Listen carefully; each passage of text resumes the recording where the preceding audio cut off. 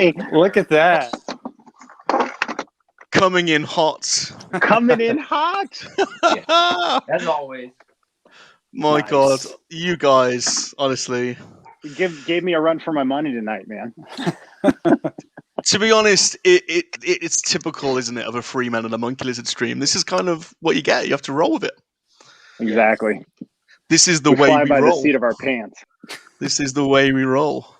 We've got Prentice Ewok in the house. Hey, Brendan. How's it going, dude? I'm just going to boot up the chat real quick down here. We've got Infernal Hippo 27. Thanks for joining us. Hey, Infernal, what's up, man? Biker Scout is with us. Yo, what's up, Biker Scouts? Nice, Biker Scout. These are actually people I recognize. I like Awesome, that. awesome. Here's one of my bros. I've already said hello to Apprentice Ewok, but he's one of my bros. Here's another one. We've got Luke Off Podcast. What's up, Luke? How's it going, dude? Luke does not sleep. He just streams on Twitch 24 hours a day, I think. Man. Who else we got? Let's have a look. Nate, you. Oh, it's Justin. There you go, Nate. You're. I was gonna say you're in two places at once, Nate. But it's your partner in crime, I think. Yes. What's up, Justin? This was kind of a last-minute thing, so. We'll do all the introductions in a minute. So we'll just catch up with everyone in the chats. Adam, you're the man. Adam is such a good dude. He's always on our streams. Thanks for coming along, Adam. We really appreciate it. That's awesome. And we've got the daddy of the toy stream. It's Darth Mark from Blue Harvest Vintage Toys. Awesome stream again this evening, the Pally Boys. Thanks for coming over, Mark, and supporting us. We really appreciate it. Okay, our Irish friend from the southwest of France. It's Mr. Brick. What's up? What's up, Mr. Brick? How are you, dude? Who else we got? Yeah, we got Mikey in Houston. How's it going, Mikey? Thanks for coming along. Oh, I need to add the dude because he left the stream. Welcome back. Who else have we got? Who else have we got? Got an itchy throat. We've got RFB in the house. It's the Rural Farm Boy. Thanks for coming over, RFB. Who else have we got? It's Mr. Rush himself. Thank you, Mr. Rush. Thank you, Dave. Hello there, Dave. People are saying hello to each other. Hey, Mr. Brick. Darth Mark loves that little intro I gave him because he's now going to be claiming that daddy tag for the rest of his streaming days. Who else have we got? And of course, Adam. Okay, let's get to the intros. Well, thank you. Welcome to Free Men and a MoNKey-LiZaRD and their toys. This is our live show. It's all about light-hearted toy, movie, TV, video game fun. And of course, it's got MoNKey-LiZaRDs in it. I am your host, Bob Rum. And on our panel this evening, he's the dude. So that's what you call him. That or his dudeness, Duda, or El Duderino, if you're not into the whole brevity thing. It's a dude's nerdery. Hello there. Welcome. Unfortunately, our good friend Vern is not with us this evening. He's got family matters. But we're with you, Vern. Always with you, and can't wait to have you back. Next, he's a DJ, a producer, a toy, a video game collector, an average jester, and he always insists that I tell everyone that he's an incredible lover, and he is the leader of the Quackian MoNKey-LiZaRD army. It's Salacious Rum. Yeah. Hi, everyone. Salacious Rum here. Thanks for having me. How is everyone? I've had a great day today. Bob fell asleep on the sofa, stole his car, took it to Tesco's, done a few donuts on Tesco car park. Does out of the basement know what, will Nate know what Tesco's is? No idea. I'm assuming it's like a grocery store. Yeah. Yeah, it's a bit like Walmart, I suppose. Nice. We've also got, of course, the man, the myth, the legend, the action figure review maestro, the short video sensei, YouTube's finest, Sean Solo. Hey, what's going on?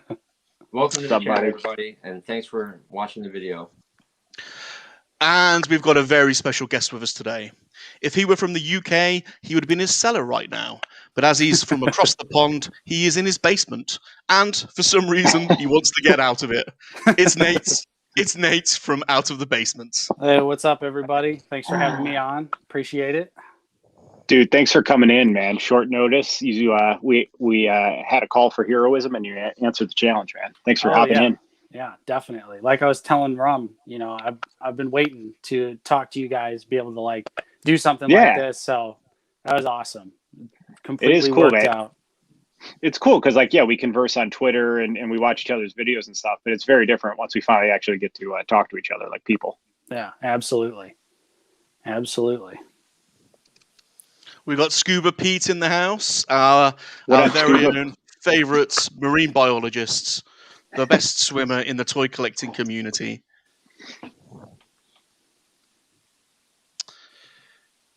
Yeah. People are saying hello to each other. I love your little Ewok post that you've been posting. Your Ewok village is awesome. Mr. Brick, you are not wrong. Monkey lizards are for life, and they're certainly not for spit roasting. We got Red Ranger Chris in the house. What's up, guys? Wow, man, we got a full house. Love seeing people coming to hang out. This is awesome. Who else have we got? Wow, we got DCB June in the house. Evening, gents, and of course, Salacious Rum. Thank you for joining us. Mr. Jonathan Redmond. Morning, all. Thank you for joining us, Jonathan. Here he is. It's the Shabby. Yeah. What up, Shabby? Yo. So we got usual suspects. Dude, I sorry, Shabby. I'm getting it in now. Dan's product. Okay. There was no dancing during the workday today. I'm doing it right now. Yeah, you guys need to get onto Shabby's Dance Friday and start contributing some. I don't think I've done one yet. He's got quite a crew building up there. Okay, let's get on to our first topic, shall we? Of course, it is toy fun. Discussions around toy news, anything you've picked up recently, hauls, pre-orders, of course. We've had the Hasbro announcement tonight, and anything you want to show us. Who wants to go first? Well, I think let's talk about what was released today, right? And then what do we order? So the Phantom Menace wave, what'd you guys think of that one? Ooh. Qui-Gon Jinn. That's what I'm excited for. Yep. I'll just get one and open it, and I'm not worried about getting one on the wall. So, I got two. I got two Qui-Gons. I got one to open and one for the wall because, as you can see, I don't have. Have you guys seen that I don't have a problem thing on TikTok? I think I was going to do that with all my cards. But yeah, I got two Qui-Gons and then one Mace Windu and then one Battle Droid. I did skip on the Jar Jar because we just got the deluxe Jar Jar. And when I looked at it on Best Buy, it was $29. Yeah. So I was like, I already got the deluxe Jar Jar with the shield and the orb thing. So I'm good on that one. So, but out of those, if you could only pick one, which one would it be? Qui-Gon easily. Yes, all day. Yeah, dude. Sorry, that was just nothing controversial. Right. Just to kind of jump back, I thought that was ridiculous that the Jar Jar retro card is $29.99, just like the deluxe figure. It comes with less accessories and it's the same price. I saw that. I was like, man, like I get it. It's on the vintage card back, I guess you could call it, but still, it's like you could buy the same 100%. figure, get more accessories. You just don't get the vintage card back. But I also really wanted Mace Windu to come with a blue lightsaber because the original Episode 1 figure includes a blue lightsaber instead of a purple lightsaber. So I thought that was a big missed opportunity, especially with like some of the other Kenner vintage deco stuff that we saw last night. where, you know, like Obi-Wan's got the vinyl cape. Like they go the extra mile for those, but for something as easy as just giving Mace Windu a blue lightsaber, they kind of skipped out on that. So yeah, that would have been a cool touch. Definitely. And I only picked up Qui-Gon. I'm excited to see that new face. Did you guys watch the live stream at all? I did. No, I wasn't able to. I kept shouting 3.75 ankle articulation, and then they showed it with Ahsoka and who was the other one? But yeah, they have ankle articulation finally, so you can actually pose those bad boys. I thought that's awesome, and I pre-ordered those as well, not to get too far ahead, but yeah, I did those ones. Got those. I thought those were awesome. Simply, just once they started describing the articulation, I was like, okay, I think these are two I'm going to buy, and I'm actually going to open them because I do have a small vintage collection, but they're all on cards. So we've got some other guests I just want to say hello to. We're honoured to be joined by Chris Perillo over on our Twitch stream. Thank you for joining us, Chris. We're all big fans of yours. That's awesome. We've also got one of our faves, Gary Moore, in the house. Thank you for coming over, Gary. That's Hello, Gary. Amazing. Someone else I wanted to say. Toys of the Jedi. Thank you ever so much. Evening, gents. Good evening to you, sir. So, out of do you know? I don't know what it is. I'll just say my piece on these 50th anniversary 6-inch. Salacious is easily impressed. Anything shiny with a bit of foil on it, and we're in. And so, although we've got most of these figures already, we have ordered the wave. So, number one sucker is over here. You're looking at him. So, well, and to go back to Nate's point about the $29.99, I had them all in the cart, and then I did a double take when I saw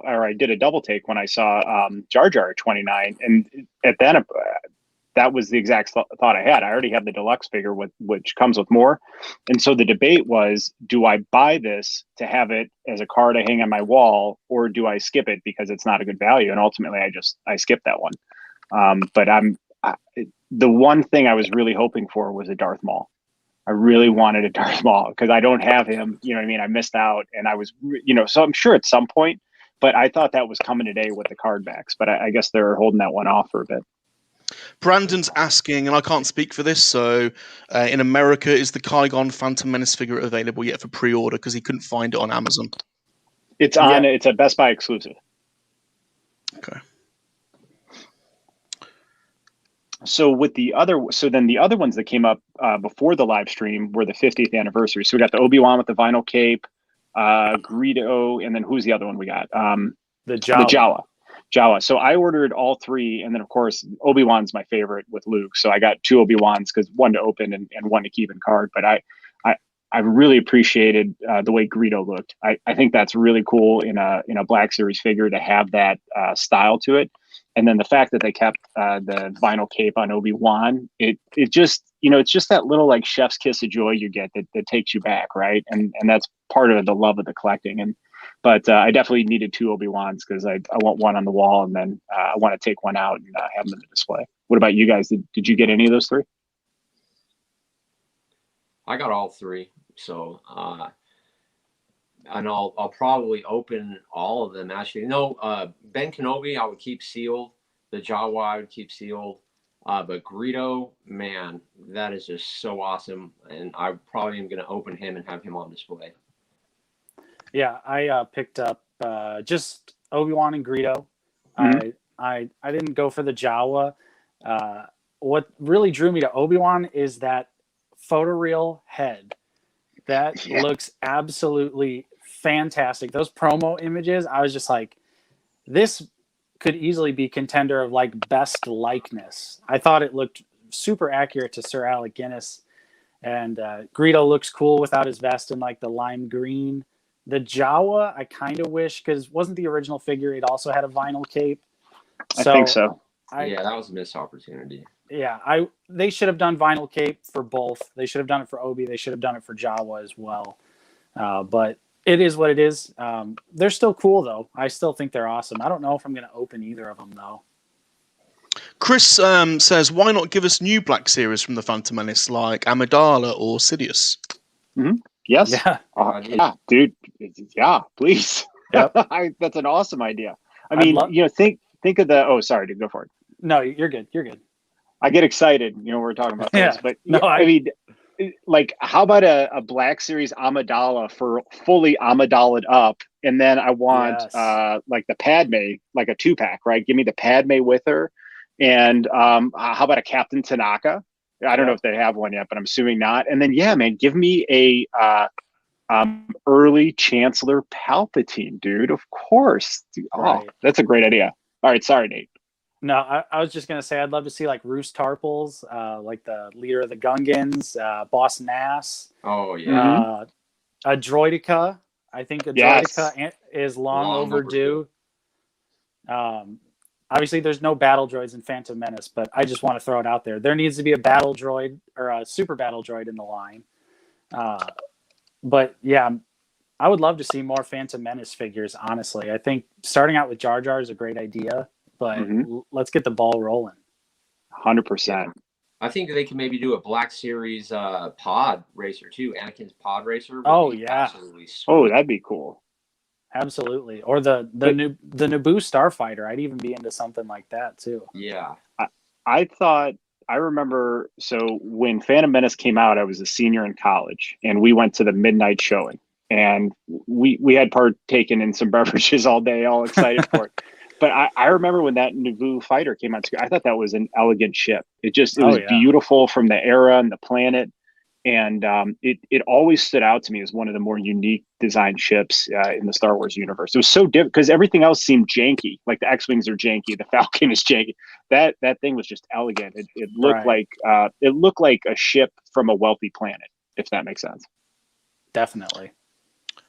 Yeah, I've got that ship, the 3 3/4 one.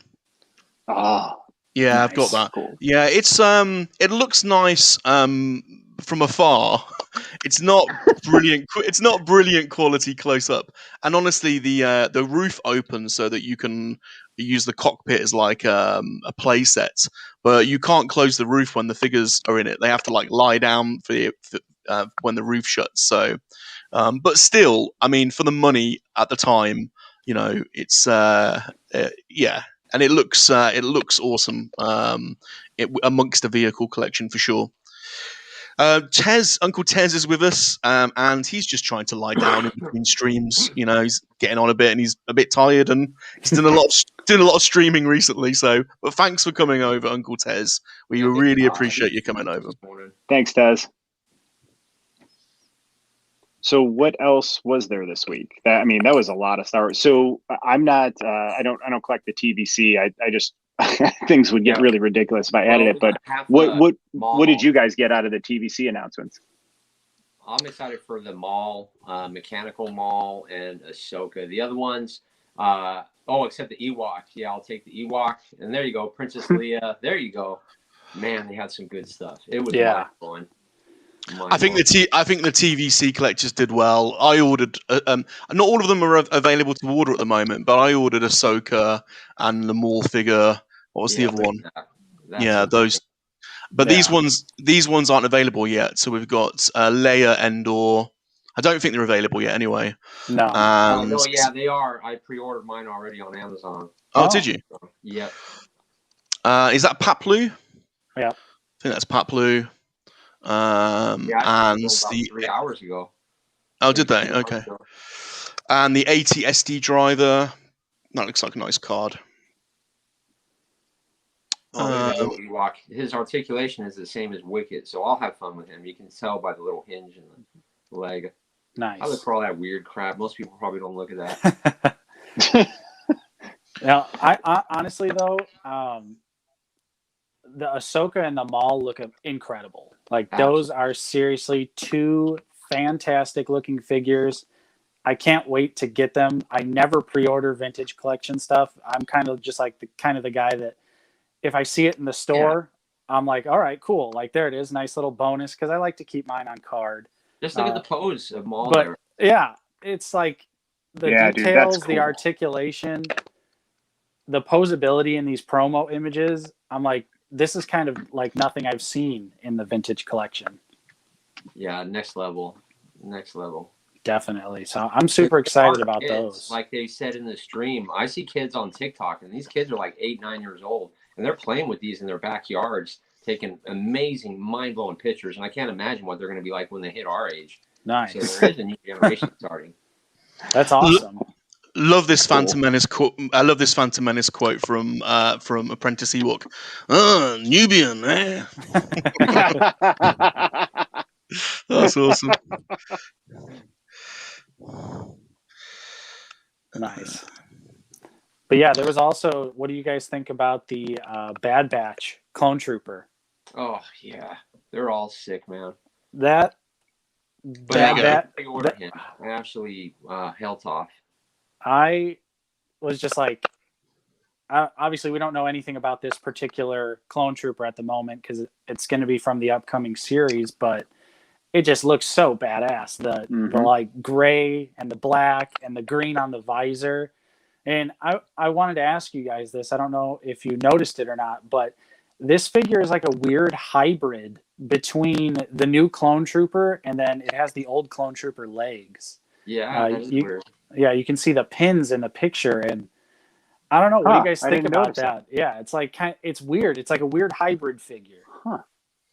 Yeah, I almost feel like they're watching some of our videos because a lot of people in the comments on my video are complaining about the clone trooper's knees. Like when you twist them, the kneecap pops out of place, and it looks like they went backwards on the legs. Yeah, and I have a similar. I love the new clone body. I think it's great, but if I did want to change one thing about it, it would be the knee pad placement.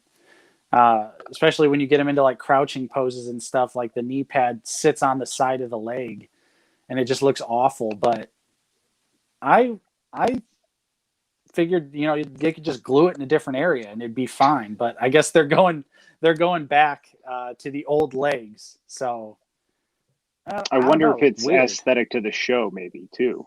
I mean, here I asked this question on Twitter about that. I haven't ordered the Bad Batch because I didn't get into it in Clone Wars season 7 at all. It just, for whatever reason, it wasn't for me. And I love Clone Wars, so I'm not pre-ordering the figures. So the question I asked was, am I stupid?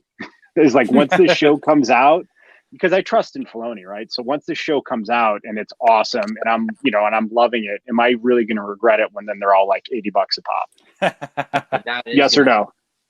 What do you think? It's bound to happen. Yeah. So this reminds me of a story back Force Friday 2019 where there was like Jedi Fallen Order stuff, Mando stuff, and Rise of Skywalker stuff all before it came out. Triple Force Friday. Yeah, Triple Force Friday. I completely future-proofed myself. I was like, I don't care if Mando's good or bad. I want that figure. Same here. I don't care if Jedi Fallen Order is good or bad. I want that Cal Kestis. He looks cool. And then what do you know? It was a fiasco for the longest time to get that original Mando figure. And even Cal Kestis, I didn't know how expensive he is online. It's crazy. I want a Cal Kestis so bad. It so bums me out that I can't get one. Yeah. Right. Really? Is he hard to find now? Is he? I didn't realize. Yes. That. Yeah, he's like $80, right? And really? Like ballpark when I looked on eBay. Like, yeah. I've definitely seen him at like 50 plus, which is, I don't buy any Black Series figures above retail because I feel like if you miss out on them, they're pretty good at re-releasing them. So you just gotta be patient. Yeah, exactly. Patience pays off for the Black Series big time. But yeah, I'm just future-proofing myself. I liked the Bad Batch characters, and it's just another clone trooper, this new one. So I'm always ready for more clones for the shelf. So bring them on. For the show. When is the show supposed to drop anyway? Is it after WandaVision? In March, yeah, it's in March. We'll just catch up on a couple of comments in the chat because we've had some good comments here. So Off-World Adam would love to see a Senate Guard. I think that was when we were talking about Phantom Menace Black Series. I'm with you. That's an awesome design. Tez wants to see some Black Series minifigs. Yeah, and how about some accessory packs as well? That'd be cool. I used to do those quite a bit. They did those in the Phantom Menace 3 3/4 range. So the Flash Speeder from the Phantom Menace would be a great Black Series vehicle from Chris. Scuba Pete asks, what was Salacious's favourite figure today? Well, Scuba, I like creatures. So give me an Ewok any day. Add to the Ewok army. What else have we got? Jonathan wants. Oh, I've already said that. A Black Series. No, I haven't said that. He wants a Black Series Sandskiff and an ATST. Well, and Put it Mark, on the tab, yeah. Yeah. I'll take it. Harbinger Toys knows what everybody wants. Mark says the vintage collection won the day today. Mostly all Black Series collectors got were repacks and repaints. And Scuba loves the vintage collection announcements. What was the Aurora Sing for? Black Series or Vintage Collection? Black Series. Okay. Yep. Yeah, buddy. The pipeline figures. Oh, yeah, so dude. many Aura goodies. Sing. So wait, what were the 5 on there again? It was Casca Reeves, right? Yep. Or Casa Wait. Mm-hmm. General Lando Calrissian, so Return of the Jedi Lando, finally coming to the Black Series. Yes. I love Lando. What are the other ones? I can't remember. I can't remember either. They dropped. I can't. Those are the ones I liked. Although I do like if you watch the end of Empire Strikes Back, how Lando's wearing Han's clothes. Right. So I always wanted a Lando figure in Han's outfit. Yeah, yes. cool. One of the greatest mysteries of Star Wars. Just why does he have his clothes on? Right. But one of the members of the Bad Batch, that was another one. Tech, I think. Yeah, I want to say it was Tech. I can't remember the last one though, not for the life of me. But that's a good case of figures, right? Oh there. yeah, I'm glad that they finally are showing us some stuff that's down the pipeline instead of, kind of like earlier the week we saw most of this stuff. A lot of it was rumored earlier in the week, so it kind of like takes the wind out of the sails of the live stream.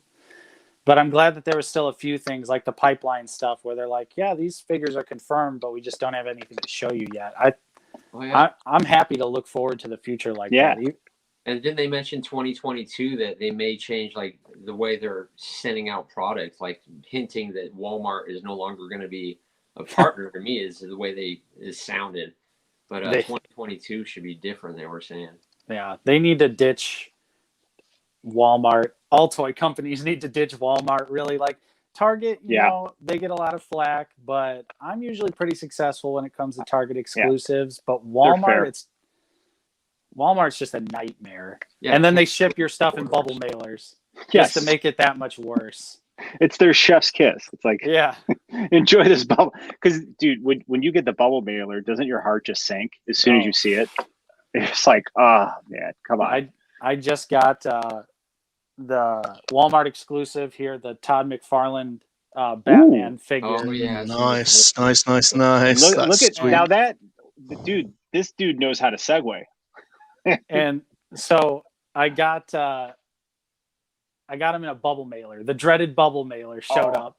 But luckily for the McFarlane stuff, I don't really care about the box. But yeah, this figure is so dope. I'm going to have a review of him up soon. I haven't posted Salacious, will you put that full screen? Do a little full screen action here of the McFarlane Batman. Wow. Yeah. How much? Sick. So how much did that one cost? I've never collected a McFarlane. This is $19.99. That's it? Yeah. Oh, wow. Yeah, I constantly look at them in the display area, so it's just a matter of time before there's one sitting there. I pull the trigger. I love the McFarlane DC stuff. As a pretty diehard DC fan, putting up with Mattel for years for whatever they put out. You can call them action figures, I suppose. But, man, it's just like a night and day difference now. Like the DC stuff is on fire. Of course, it's super Batman heavy, which I know some people don't like, but I like it. Yeah, I just from last year, I think I have just under 20 figures, and the line started last year. Wow! For the DC multiverse stuff, I'm just obsessed with it. I love it, and the new McFarlane designed Batman is awesome. He looks so great. Did you back the McFarlane Spawn Kickstarter? Absolutely. Yeah, I was straight in on that. Yeah, that should be coming soon. That should be delivered soon, shouldn't it? I think they've. Yeah. It sucks because they're coming straight from China, so the shipping is like taking extra long to get to the United States.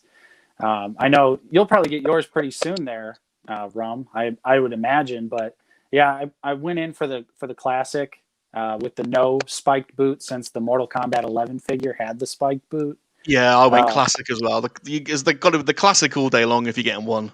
Oh yeah, and so I can't wait to have that thing. It looks amazing. Yeah. I guess.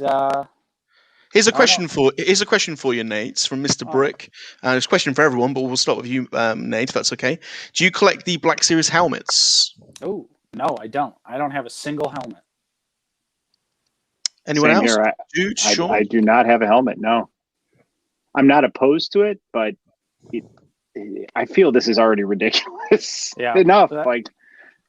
I'd love to have them, but at some point I have to have some sense of reason, right? Because it just, I mean, if you really get into it, man, all right, dude, if money was no object, I'd add helmets, I'd add lightsabers, I'd add Transformers, I'd add GI Joes, yeah, I'd add TVC. So I'm trying to stay in my 2 lanes, Marvel Legends and Black Series, with an occasional treat. Like, because I got Maverick and I got the Back to the Future crossover Transformer. So I got Gigawatt. So I got Maverick and Gigawatt. Those were my little treats. And then I pre-ordered the 90s X-Men Blackbird Transformer crossover. So little treats. Like with DC, I got the Wonder Woman figure. And then I grabbed the Linda Carter Woman figure, which is in box, and it's on my desk, man, because I grew up in the era of Linda Carter Wonder Woman. But yeah, it's about staying in lanes for me right now. But I'd love to collect helmets, man. What if you guys could? Would you collect? All right, what would be the number if you could just have one helmet gifted to you? What helmet would it be? Vader. Mine would be Vader too. And in fact, you can Vader, yeah, on Entertainment Earth for MSRP. Yeah, which I might do that. I don't know. I think more importantly than a cost issue, it's a space issue for me. The helmets are just huge, and most people know I collect Black Series, but I also collect DC Multiverse, collect tons of NECA stuff. So space is tight. Space is tight. You can see all of this is only a small portion of my Black Series figures behind me, but I'd love to collect them. The helmets look great. The upcoming Mando helmet, I think I'm like really on the verge because that thing looks amazing. Dude, the new Boba Fett helmet looks so cool. True.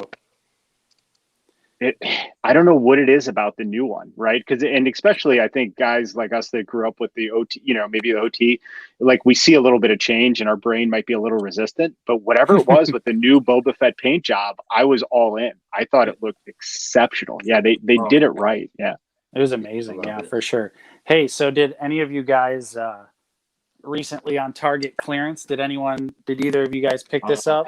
No, I almost did. Oh, I did. I was so tempted. But I already have 2 Leias and 2 Hans, and I was like, I couldn't resist. Half off. I was like, dude. Oh, it's such a good deal. Yeah, it was a good deal. And I just bought the Archive Han too, so I was like, oh, here's another brown jacket Han. Yeah. Yeah, there's a website in the UK called the Toy Department. They were selling it for £35, I think. So yeah, I picked that up a couple of days ago. It's a really nice set. Yeah, and I had a defective Hoth Leia, so I'm happy to finally have a nice, perfect Hoth Leia. Very nice. So what else did you pick up this week, Nate? I have 2 more things for our little show and tell today. I was finally able to break my quarantine and go back into the real world, and I found Grief Karga. So nice, super dope. Looks much better in person than those promo pictures for sure. I totally agree. I'm absolutely loving Grief Karga here, and then I got into a brand new line of figures, and that is Mythic Legions. So I got my very first Mythic Legions figure here. This is Malleus. Ooh, Salacious, would you put that full screen so I want to see that thing. Yeah, they are awesome, these figures. A Dork Slayer reviews those all the time. I don't know if have you ever done a review on one of those yet, Nate? I haven't. This will be my first one. I'm planning on doing a review of it very soon. when I get into a new line, I like to make sure I know everything I can about it, like all the articulation, all the different so beautiful, man. bits of customization. But this was $35. Comes with 2 axes, a sword. These shoulder pads are removable. Tons of articulation in the actual figure itself. I'm blown away. Yeah, that looks awesome, dude. With how that turned out. But yeah. Can we just say hi to Kat? Thanks for joining us, Kat. Hey, Hey, Kat. Howdy. But yeah, that's all I got this week. Those are That my pickups. That line, Nate, that Mythic Legions line is insane. Some of the designs are off the chain. And that's one of those lines that I look at, and if I started, it would be That's exactly how I opened that figure up. 10 minutes later, I was scrolling on Big Bad Toy Store. I was looking at all the other ones. I was like, oh man. But when you buy them straight from the 4 Horsemen, they're only $35. Well, they range in price depending on which one you get. But when like stores like Big Bad Toy Store sell them, they're $50. So you save quite a bit when you order them straight from the 4 Horsemen. But even still, I'm like this guy's insane quality. Like definitely worth $35. And I could see myself for the right character pulling the trigger for like the full like $50 price tag. Well, but think about it. We've got Black Series now are $24.95 a lot. Their deluxe figures are $29.95, right? So Legends is snuck up to $24. You know what I mean? So like if you're saying it's $35 and you're looking at a deluxe Black Series at $29, that if you're saying the quality and then the accessories, that might not be that doesn't sound unreasonable for a leap, comparatively. Yeah, it's a great looking figure. Tons of paint, tons of details, sculpt work, everything like that. So good. So yeah, that's what I got this week. Come on then, Sean. Sean's itching. Sean's itching to get it. Last week was out of control. You saw what I had, like 20 items, but this week wasn't too bad. I got a Frogman because I figured why not? I'll just finish the wave, and then I got the Prowler because some guy on TikTok was begging me to do the Prowler, so I was like, all right, and I get to do. Someone was begging you. Come on. And then I pre-ordered the X-Wing, Luke's X-Wing over on GameStop for like $62.99, so I couldn't pass on that. And then vintage collection, vintage collection. Marty McFly, I ordered him because I seen Out of the Basement Studios, Out of the Basement and Oakhurst Studios video on that, and I just had to have Marty, and I got him for $22, the one with the guitar and the jacket, the one that you reviewed on your channel. Nice. I'm really excited about getting him. Yeah, Marty's awesome. I love that Marty figure. But that's it. And the poses you put him in, like how he was playing the guitar, I was stoked. You sold me on it. I was like, oh, I have to get him on eBay. And he was like $80 too. Oh, yeah. I was like, pulled the trigger right away. I found that figure so early. You know, it was a shock to me. I didn't realize it at first, but I had the first review on YouTube of it, which was crazy. And that is crazy. I was like I bought it, got home, I was like scrolling on YouTube because I like to look. And I was like, there's no reviews for this guy yet. Like there's absolutely nothing. Yeah, that's happened to me twice, and that's how my channel blew up. Jedi Knight Revan and the Vintage Collection Mandalorian, but it blew my mind. I was like, there's no videos. What's going on? And the first one, my hand was shaking in the video. Like, I know. Because I knew it was going to explode. Yeah. It was crazy. I know, Sean, like I feel like I hadn't checked your subscriber count in a while, but man, you've skyrocketed. Yeah. And that's awesome. It is. It's crazy lucky, man. Very, very thankful. So yeah, that's great to see, man. I was like, whoa, like, dang, that's really nice. I feel like Oakhurst Studio has like 25,000. Yeah, 25, yeah. 29. It's 29, isn't it? Is it 29? Oh my, he was 25 last week.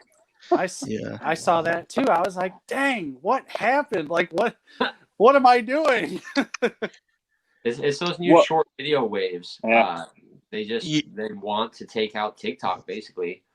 So he dropped up there and they go viral. It's crazy. He dropped a short 2 days ago. His Queel custom. Yeah, he chopped up what was the girl from The Last Jedi? What was Oh, it? Rose. Yeah. Rose. Yeah, He cut up Rose. he chopped up a rose and then turned it into a custom queel, and he dropped that 2 days ago, and I think it's it's over 20,000 views. Wow. He's got what 2 or 3 videos over 1 million views. Yep. Yeah. 2 million views, 3 million Crazy. views, I think one. Crazy. It's crazy something like action figures could garner so much attention, but it's awesome. I love that. I think it's getting bigger for sure. Much, much bigger. Well, and I think obviously the last year of our lives, maybe spending more time at home, not having as many distractions, just going to sporting events or things like that. So I think we look for ways to self-soothe at home, and so obviously that action figure collecting is literally just about joy. You know what I mean? So yeah, I think it's and then there's people like me that I did it like quietly, and I hid my figures in a closet in my office, and then it just what happened was spending all this time kind of led to me looking for stuff on YouTube, and then I start watching it, and then you start interacting with people, and then Twitter, and then and then I'm like another idiot with a YouTube channel all of a sudden, what I mean, sharing my toys.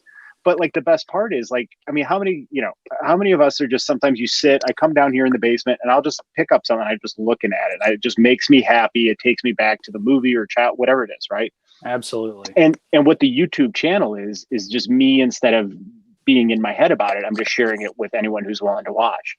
And it's so cool when people watch and then they come back and they're like, oh, that made me happy. Or I love seeing that too. And so it's like you're not alone in it. It's now a communal thing. And honestly, dude, I love Star Trek, Star Wars, all these things, but there's so much toxicity to it. But you don't see that in the toy collector community. It's just good people who are just happy for each other collecting toys. I mean, you know what I'm saying? You must have not seen the haters yet. There are some out there, man. Oh yeah. But it's weird. My feed, it's so rare in my feed. But whereas you never every day there's drama in Star Trek and Star Wars, So here's a good segue onto my pickups. Chris has asked, let's see it. Chris has asked, here's a controversial question. Do you believe that there isn't enough Quacky and MoNKey-LiZaRD merch? It's not controversial at all. There is not enough Quacky and MoNKey-LiZaRD merch. It's a fact. So if you watch my some of my shorts, you'll know that my pickups, which I basically do a short on every day, are random. Salacious has got a credit card. He buys stuff, random stuff. So my pickups are always a bit weird. So I'll just take you through some of the stuff we've got over the last couple of days. It is random. So, and it's not all new. So let's just do a solo. So, totally random. We always pick up, if we can find AFA graded figures, we always buy them. And I know this is just power of the force. It's a cheap figure, but I thought Tuscans are all the rage at the moment.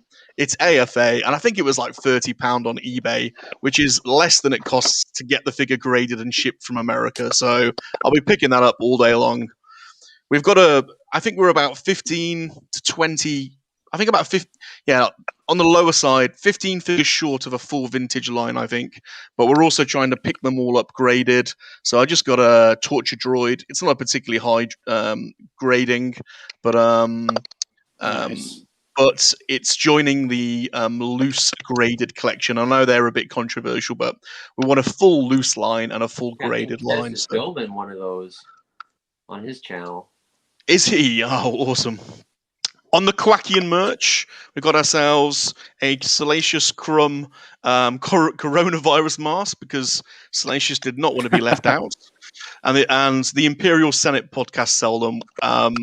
Salacious keeps trying to make friends with the people in the Imperial Senate podcast, because they often show Salacious Crumb. And he's asked to be their friend about half a dozen times, and they never respond to him.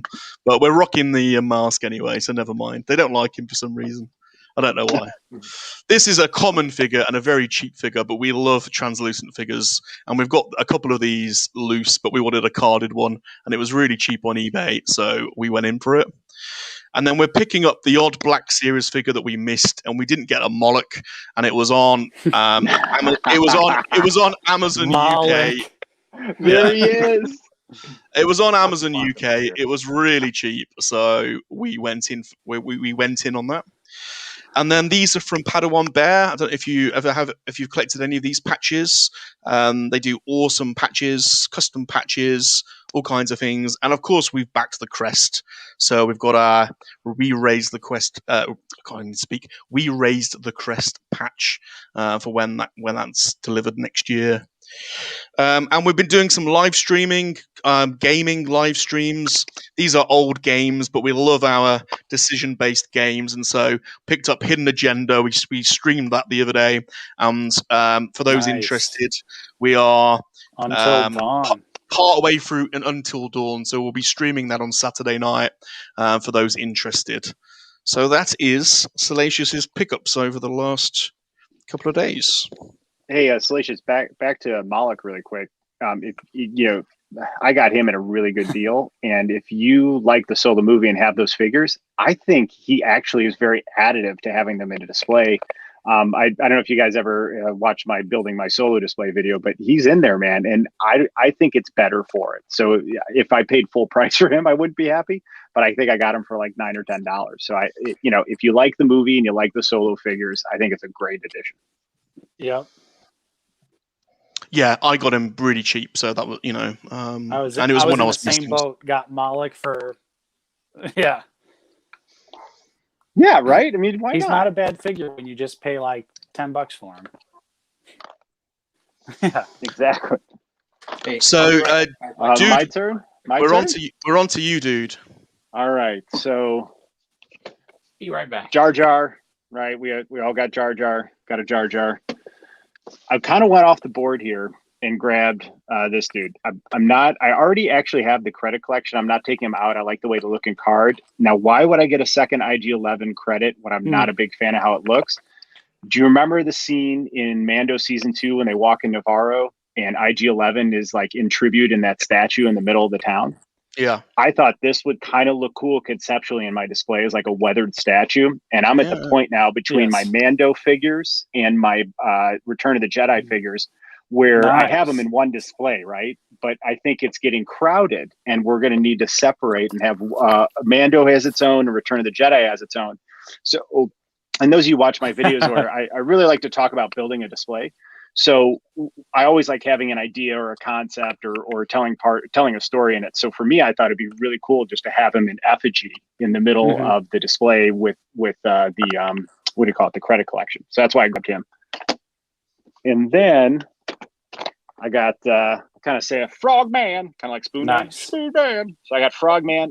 I read Marvel comics. I don't even know who this dude is, but kind of like Sean, I wanted a complete Stilt Man, and he's actually pretty cool. So I'm pretty happy to have him. And I've been wanting this dude for a long time. He was up on Big Bad Toy Store for $24, so I just added him in my pile of loot. And I do not have all my MCU figures are either in a crate right now or in a box. And I'm ready to build my MCU display. I just have to figure out kind of like space. Where do I want to put it? And but I needed this dude, and I think I'm going to do a video comparing him to their Spider-Man Retro Wave Mysterio. So we'll do Mysterio versus Mysterio video, and then Deathlock, dude. I debated for so long on whether or not I wanted this figure, and I can't believe I did. Now that I have him, it's one of the coolest Marvel Legends. I'm just look at the legs, the arm. He's got a massive machine gun. He's got the ammo coming out the side. He's just so cool. I'm not familiar with that character. What comic is he from? So he's from X-Force, and then he stands through like a lot of different Marvel comics. And then he was also, if you ever watch Agents of S.H.I.E.L.D., he was in Agents of S.H.I.E.L.D. And I actually really like the character in Agents of S.H.I.E.L.D., although he didn't look like this. But he's kind of like a hybrid human mechanoid or whatever. So That's like awesome. He dies. I can't remember the origin exactly. He dies and they reanimate him, and he's half mechanical, half human. Very cool figure. Want to say hi to Kilo Customs, hi to AJ in the house. Thanks for joining us. And then last one is Nightcrawler, was also up on Big Bad Toy Store, so I added it to my pile of loot. As you guys know, I have a huge affinity for 90s X-Men, and I did not have this guy, so he is going to be going in my display, 90s X-Men display very, very soon. So I'm pretty psyched about that. And then the last thing I got was also added to my pile of loot, from Big Bad Toy Store was this beautiful, beautiful droid here, IG-88. Yeah. So he is going to go behind me in my Empire Strikes Back display. Man, it's so hard to do that backwards. He's going to go behind me in my Empire. I feel like I'm Happy, the forehead of security in Iron Man. But he's going to go right behind me there in my Empire Strikes Back display next to Boba Fett. Sweet. Yeah, excellent pickups. All right, so one of my favorite questions. Oh no, where'd Nate go? Well, if he comes back in, he was struggling with his wireless connection at the very start. So if he comes back in, I'll add him on. So if you could only keep one figure from your pickups this week, what would that one figure be? The Prowler. Oh no, the X-Wing I pre-ordered. Is that what the about vintage? You, Salacious? Is that the vintage collection? Yeah, I got. TVC Luke X-Wing pilot, so I'll be opening that probably in a quick little 3-minute video before I get to X-Wing, so I can put them in the ship in the video, and I'll compare it with Poe's X-Wing too, because I still have Poe's X-Wing.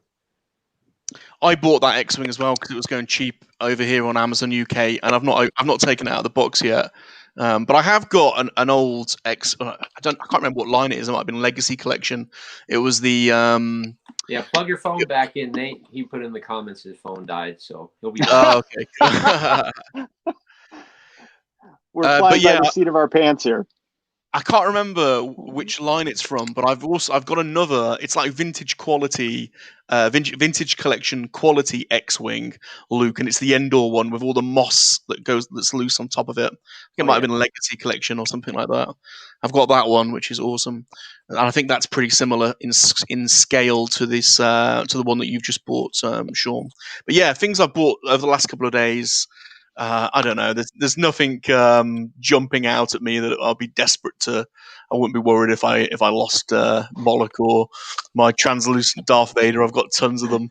Probably an AFA, anything AFA graded. If you can pick up cheap over here in the UK, because to get a figure shipped over to America, to get it AFA graded actually costs a bit of money. So if you can get one cheap over here, they're well worth picking up. And I think it cost me 30 quid on eBay. It was an absolute bargain. So yeah, that's probably it for me.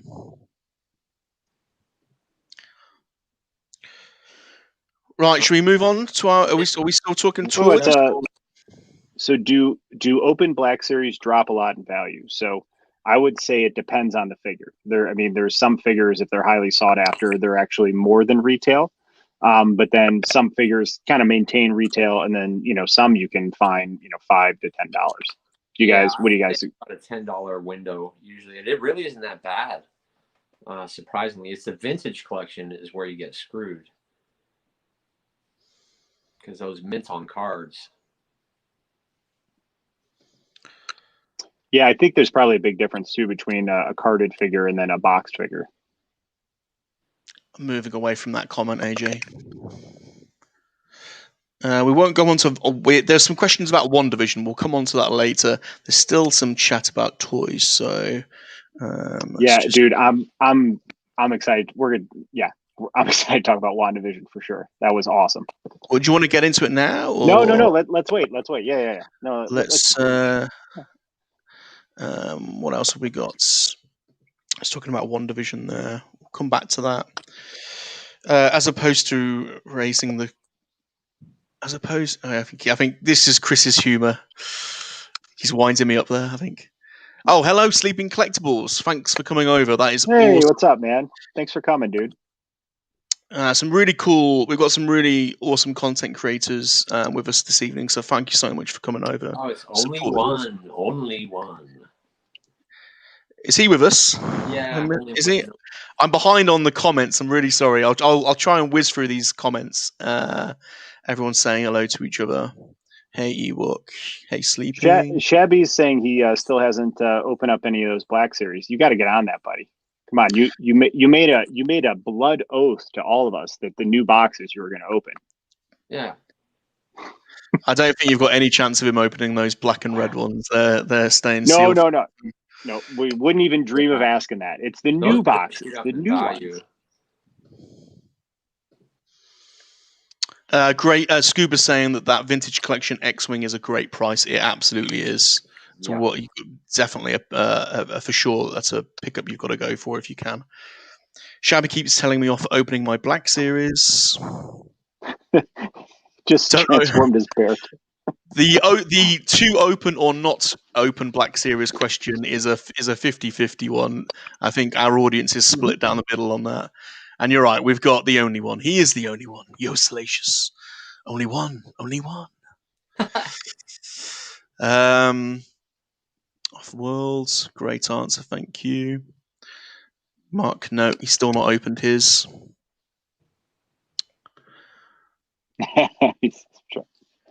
Ted's got an archive Yoda today. He's scared of opening it. I think he's going to open it. Tez is an opener. Yeah, if you watch my video on that Yoda, I turned him into the prequel Yoda, so you can make him into Clone Wars Yoda. Hey, he's back. And he's back. Hey. Thanks for coming back, Nate. You could have done a runner. Can you guys hear me all right? Do I sound okay? Yeah, for sure. Yeah. Cool. Sound great. I enjoy your sultry tones. Oh, thank you. Yeah, it's really awesome that you joined us, Nate. We really appreciate it. So thank you ever so much. Yeah, no problem. I'm happy to be here. Love talking toys with you guys. Super fun. So Nate, you missed all my pickups. I know. I'm sorry. I ran in my living room, turned the TV on. I gotta get the chat and tell them. It's funny. So Nate, while Salacious is double checking the comments, make sure we get to everyone. One of the questions I asked was, if you could only pick one thing that you picked up this week, what would it be? If you could only keep one. Oh, that's such a hard question. Yeah. Honestly, it'd probably be McFarlane Batman. I love that figure. I'm a big Batman fan. Probably, my favorite big superhero, I'd say. And he just killed the design of that figure. I think it looked excellent. So I'd probably keep the McFarlane Batman. Although the Mythic Legion's skeleton dude is incredible. Yeah, I really like how McFarlane's handling the brand too. He's constantly on social media. He's joined YouTubers and videos. Like he's been in Shartimus Prime's videos, and he's just 100% into this action figure thing. It's pretty cool. Yeah, it's awesome to see. I love that he shows off so much product, and that it's actually him, and he's the one that's clearly, like, I feel like he doesn't know a lot about the figures he's making, but he still thinks they look cool, and he's still like, oh yeah, this is awesome. Funny. Yeah, he's like, these don't need articulation. What do you mean? That stuff's real funny. Yeah. Dude, I was gonna say that you gotta beef up your IG-11 collection and get the SH figure arts. That costs dude. Hold on, we need some full screen action on this. Hold on a minute. There we go. Here you go. Dude. Now this is easily the most money I've ever spent on one single figure, but it was well worth it. That thing. Can we ask how much it was? Oh, sure, I'll tell you. What? It was $135 from Big Ben. Oh my God, no. Yeah. Now, was that retail or did you have to pay more for it? It was more. So I believe retail price was like $90 or something like that. But it was a Japanese exclusive. So Big Bad had to buy the figure, import it, and then they sold it at like a little bit of a markup. Right. But I would rather do that than go through the headache of pre-ordering, because I've had bad experiences buying figures from Japan and they just never show up. So I'm always apprehensive to pre-order straight from Japan. So I was willing to take the little extra cost if it meant that I'd actually get the figure and it wouldn't just get lost. Yeah, it's a fair trade-off. But yeah, dude, that thing is awesome. I mean, I have the Black Series one still in box. It's a great figure, but that thing is so cool. It's night and day. I holding them up both together. I'm just like, yeah, there's there's no comparing the two. I mean, which there shouldn't be. One was literally 5 times the cost of the other one. So, yeah, but I saved up for a while for that one. I had to skip some figures for that one. Yeah, dude, it's like 5 figures, 6 figures. Yeah. Only one says, so is that the legit Chris Perello in the chat? This is a full-on celebrity hangout rum. Hangout, then rum. What? So you say, okay, hold on a minute. Only one. Are you saying I'm not a celebrity? Oh, yeah. I'll be coming for you. I'll be sending the MoNKey-LiZarDs after you. You watch it, only one. But yes, I think that is the legit Chris Perello. We are very It is a legit Chris Perello. We're thankful for everyone that's joining us. This is only our 4th episode. We're still a bit raw, as you can tell, but absolutely loving hanging out, and everyone that's come over and is supporting us. You guys are absolutely awesome. It is, I know, a bit cheesy and a bit of a bit cheesy to say, but it's true for sure. It's the community that is the best bit about this whole, our whole YouTube collecting scene. Some amazing people. So thank you everyone for joining us. Yeah, absolutely. And we're supposed to have more of a notice because it was supposed to go on my channel this week, and I totally dropped the ball and couldn't get things up and running. And well, Sean likes to terrorize me because I get a little bit anxious before the streams. I'll be honest. Darth Mark always says, "Oh, it's easy," but I get a little bit anxious, a little bit nervous. 10 minutes to go, and I'm here on my own. Nate joins, so Nate joined before the other 3 men, and the MoNKey-LiZaRD join. Sean always comes in hot. It's like he has to. It's like he's like, so it's, I don't know, it's rock and roll. I think it always makes me really nervous. So he doesn't come to sound check with the band. He just shows up. He does not come to band practice. He does not come to band practice. Because that's not rock and roll, man. You just got to show up and play. Lighting eventually and have some figures set up. I'll make it look cool. But I just moved in. I think that Sean, the backdrop is absolutely fine. It's the band practice we want you to attend, please. Apprentice Ewok.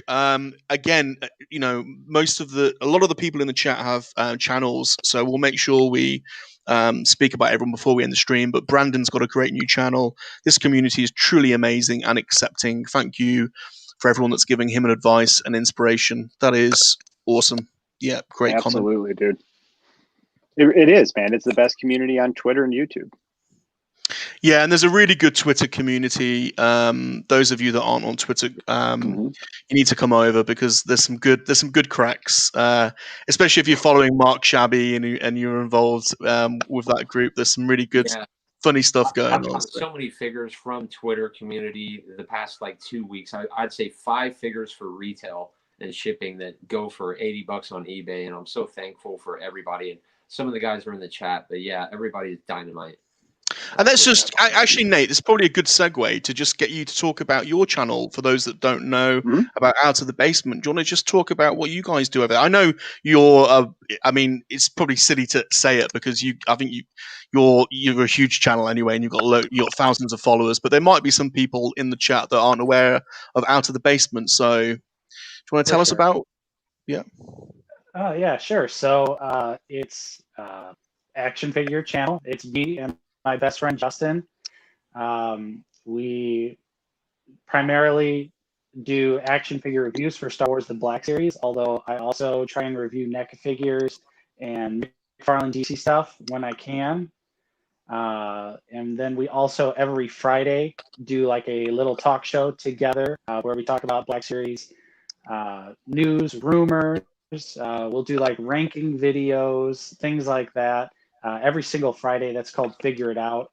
And so if you like Star Wars, you like Star Wars: The Black Series, then I would say our channel is perfect for you because we cover pretty much all aspects of the line, and we've even started to, mention vintage collection stuff because I know there's a lot of people out there that want to hear that stuff. And even though, we're not the biggest collectors of that line, I still like to share that stuff just because we're both extremely passionate when it comes to Star Wars and Star Wars collecting. So I love the hobby. I love the community that surrounds it. So yeah, that's pretty much what we do on Out of the Basement. And you do gaming. You do gaming streams as well, because Salacious pops up in your comments, doesn't he, from time to time? Yeah, true. That is something new we started. We started streaming every Sunday at 1 p.m. Central Time in the United States, because we live in the Midwest. And yeah, we usually play a Star Wars game, although we have played some Halo recently as well. Halo, whoa. Yeah, we love Halo. Oh, thank you, Apprentice Ewok. Appreciate it. I'm like leaning towards the camera like a psycho. Yeah, I'm trying to read the chat. So, like I said, forehead of security. Happy Hogan. Yeah. There we go. We got some subs for you today, Nate. Thank you, guys. Mark subs. Scuba has subbed. That's awesome. Yeah. We've got a big goal this year. We want to hit 10,000 subscribers by the end of the year. Woo. So, how far away are you, Nate? How far away are you? We are currently at about 5,400 something. Last time I looked, so we're cruising along. We are cruising along. Yeah, man. But you had 1,000 like a month or a year ago. Yeah, you were just at like yeah, man. You've added like 3,000 or 4,000 pretty quick. That's awesome. Last year in January, we had just over 1,000 subscribers. So last year we went from around 1,000 to 5,000 at the end of the year. So 2020, congrats, man. Despite being awful, thank you, awful in the surrounding world, it was great for our channel. So that's it's awesome, like the double-edged sword of 2020. Well, you gotta make positives. You can't control everything, but you can control how you react, right? And that's what make the most of it, man. What made you guys start your channel? And then, was it just super easy that you guys were going to do it together, or whose idea was it? So it originally started with me and a group of completely different people. We started out as a movie podcast. And then over the years, people were leaving the podcast. So it kind of started to boil down to just me and Justin. And I got him into collecting Star Wars figures in 2015. Back in 2015, we're very excited to see The Force Awakens, as most people. So that kind of reignited a lot of our Star Wars fandom. Although we've been lifelong fans, we're both in our mid-20s, so we grew up with the prequels. Of course, we love the original trilogy to death. And so we started collecting the Black Series pretty much around the same time, and I started doing reviews for the figures, and then we started doing like news topic videos. And we were just kind of like, okay, this is like working, so we should like start doing like a show, which we have like sporadic episodes of it, because Figure It Out has over 100 episodes, spanning all the way back from 2016 to now. I thought that was a brand new show. No, yeah. So we've been doing it. We've only been doing it weekly for about a year. Other than that, it was like completely sporadic. So our first episode was posted in like 2016, and then the second episode was in 2017. So there was like a whole year where there was just no episodes of that. But we've started doing it weekly. I think people are really liking it. So, and then we supplement the channel with reviews and stuff like that. So it's been a long journey doing this since 2015. That's genuinely when Out of the Basement started putting out content. Granted, it was very different at the time. But yeah, here we are today, solely focused on Star Wars. I'd like to branch out and focus on like other Star Wars media outside of the action figures. But we'll just have to see. We'll have to see how things go, because we did review all of season 2 of Mando, so that was fun. That was a lot of fun. Yep, I watched those. Yeah, I watched those too. Thank you. We're fans. I appreciate You've it. got a lot. Guys' channels. You've got a lot of fans in the chat. AJ saying he loves Figure It Out. Tez says he's a long-time subscriber. Thank you. Yeah, we're just trying to build that community of Star Wars fans, of non-toxic Star Wars fans, I should say. Yeah. That's one thing we really try and focus on. Like, yeah, we'll criticize Hasbro and whatnot, but we like to keep it positive, even though we may have our opinions about the sequel trilogy, which is always a hot button issue. You know, we don't focus on it, and I feel like a lot of Star Wars channels focus on that negativity, and it sucks. It sucks. Do you know what, Nate? I was chatting to Vern from Oko Studios today, and we were saying how, like, in the real world, we've got really stressful jobs with responsibilities and bureaucracy and rules and regs, and you have to be serious, you know, a lot of the time. And so Star Wars and YouTube and toy collecting is our escapism, and we want it to be a positive experience. Just do not have time for negative juju vibes, because I get enough of that at work. So I feel exactly what you said there. Yeah. And here's the other thing with that is, I think it's okay to not like something. Like, sure, it's totally okay. Like, sure. And I think, but what happens is it's not liking it turning into the anger, right? And it's like, I didn't like the sequel trilogy, and that's okay. But it's like, I don't want to be angry that I didn't like it. You know what I mean? And what I like to do is have an exercise of, like, I like the what if conversations. You know what I mean? Like, you can pick an element of the sequel trilogy, and I like to talk about, hey, this is what I would have done here. I would have found this interesting, right? You know, I think this would have linked back to, like, you know, Legacy Star Wars better. But again, it's not done with hate and anger. It's done more as like a mental exercise. And I think it's good to talk about it. And again, it's okay to not like every aspect of Star Wars and still be in love with Star Wars. And totally you know exactly what you're saying, dude. Only One's just reminded me of this. I mean, I'm not the biggest fan of the sequel trilogy. However, the build up, The Force Awakens, and the build up to The Force Awakens, and the build up and the hype and Star Wars coming back, it was just awesome. And so I'm just happy that making Star Wars again. Just, you know, how can you not be? So, but it wasn't just the trilogy. We got Rogue One, which was I think Rogue One is the best made Disney era movie. Yeah. And then Solo, which to me is the most fun. That's my favorite, because Solo it's just joy and fun. Watching the first we meet, you know.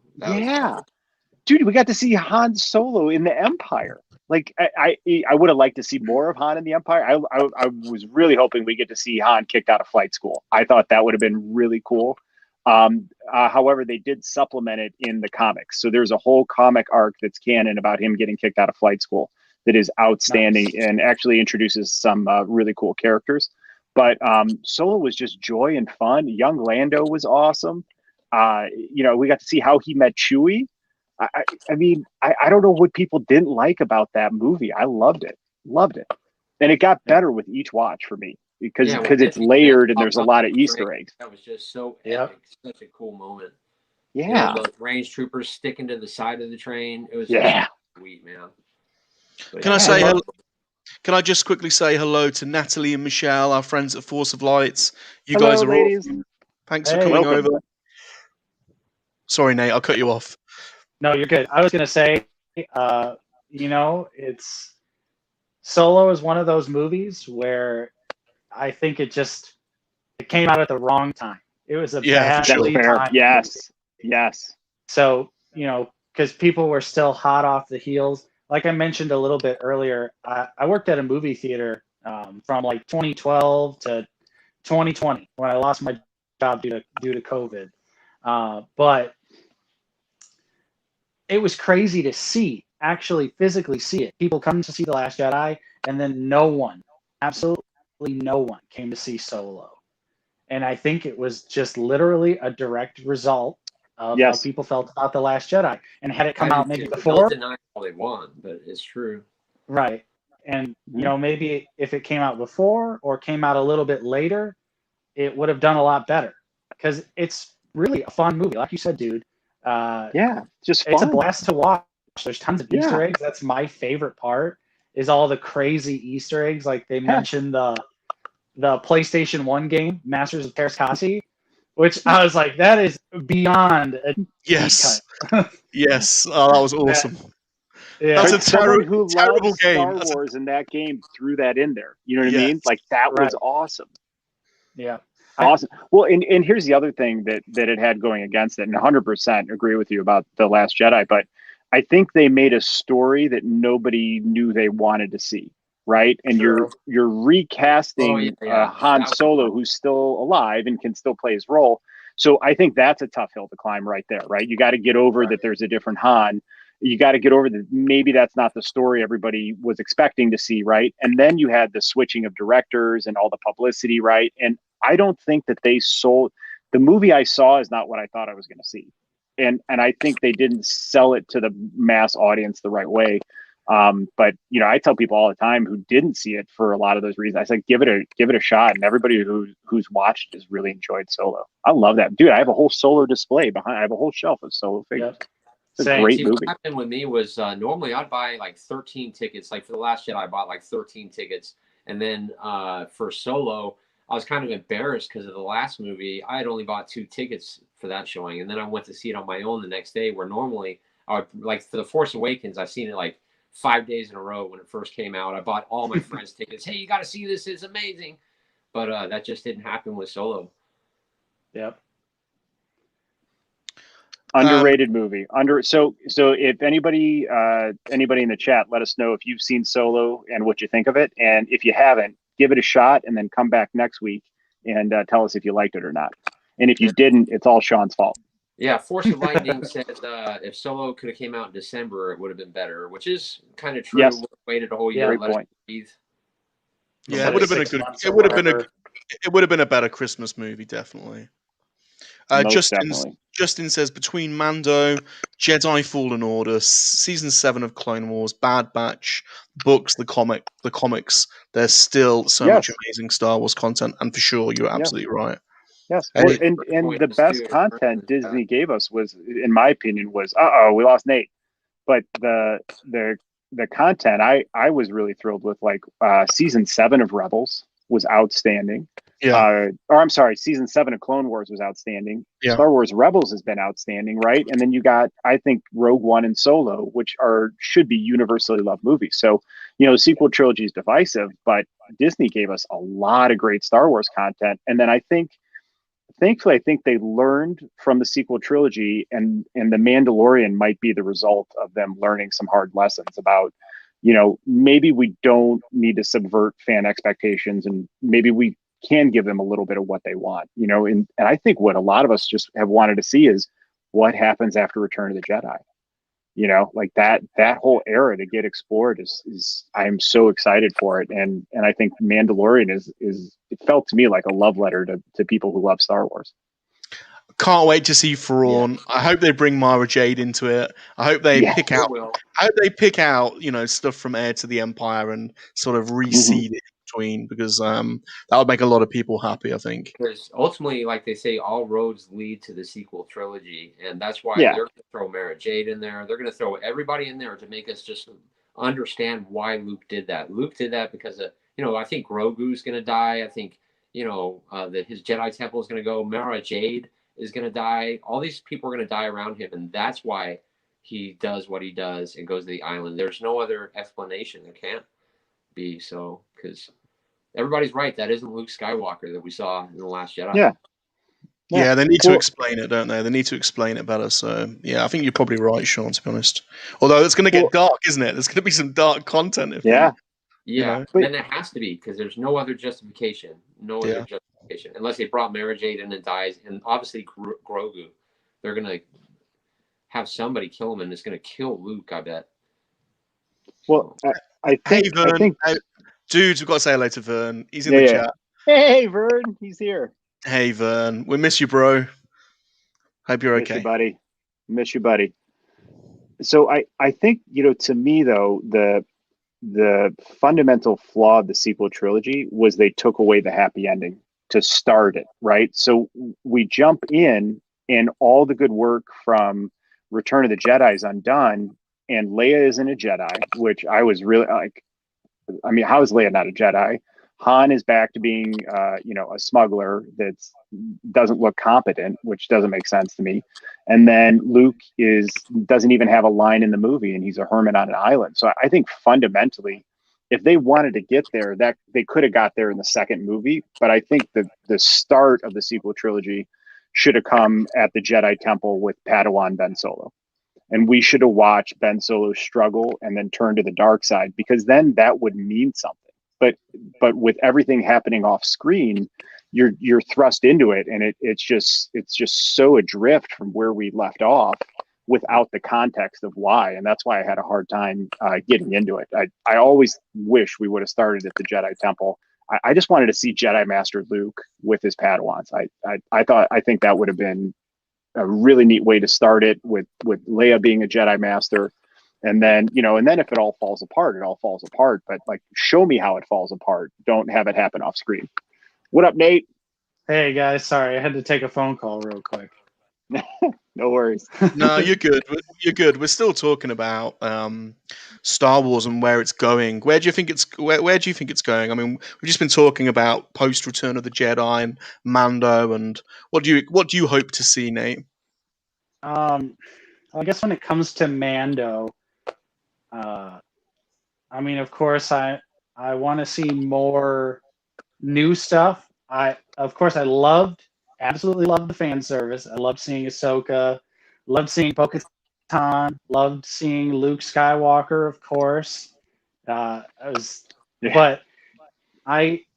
part of me, I'm like a little conflicted, because season 1 was so great for the most part. I think there's one really bad episode, and that was episode 6. But outside of that, or not episode 6, episode 5, I'm so sorry. I love The Prisoner. That's a great episode. Is that the spider one? Is that what you mean? The spider? No, is that the one you mean? The frog? No. Oh, I forgot about that episode. No, I was talking about season 1. Okay. Episode 5, The Gunslinger.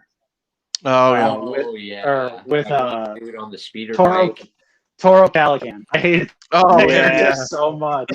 I hated that character. I was like, how dare you sit where Han Solo sat and think that you're in the same league as him? But we did get Fennec Shand in that episode. Yeah. True. But I didn't like that one chick, where they land on Mos Eisley. I don't even know the lady's name, but Amy Sedaris. Yeah, she looks like a weird cartoony version of Ripley from Alien. But she was still cute. I liked it. How she loved Baby totally does.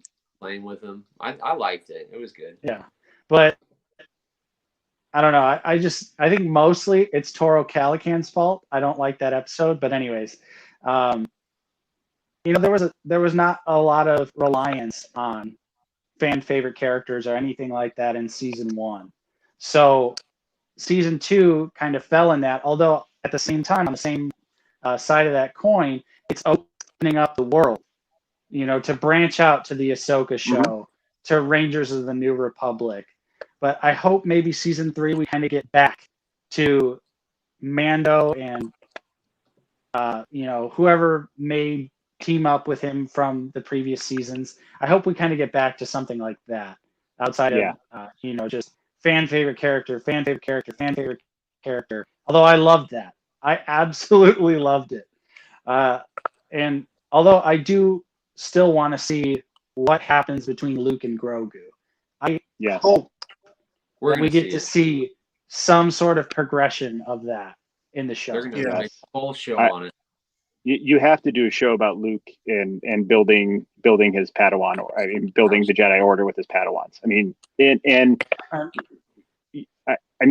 do you not after that scene? At some point, they're going to have to go there for sure. So, and then you have Ahsoka floating out there. I'm really excited about Ahsoka. She has become she's probably one of my top 10 favorite characters, which was absolutely solidified with the "I am no Jedi" line. I mean, just such a cool line in all of Star Wars.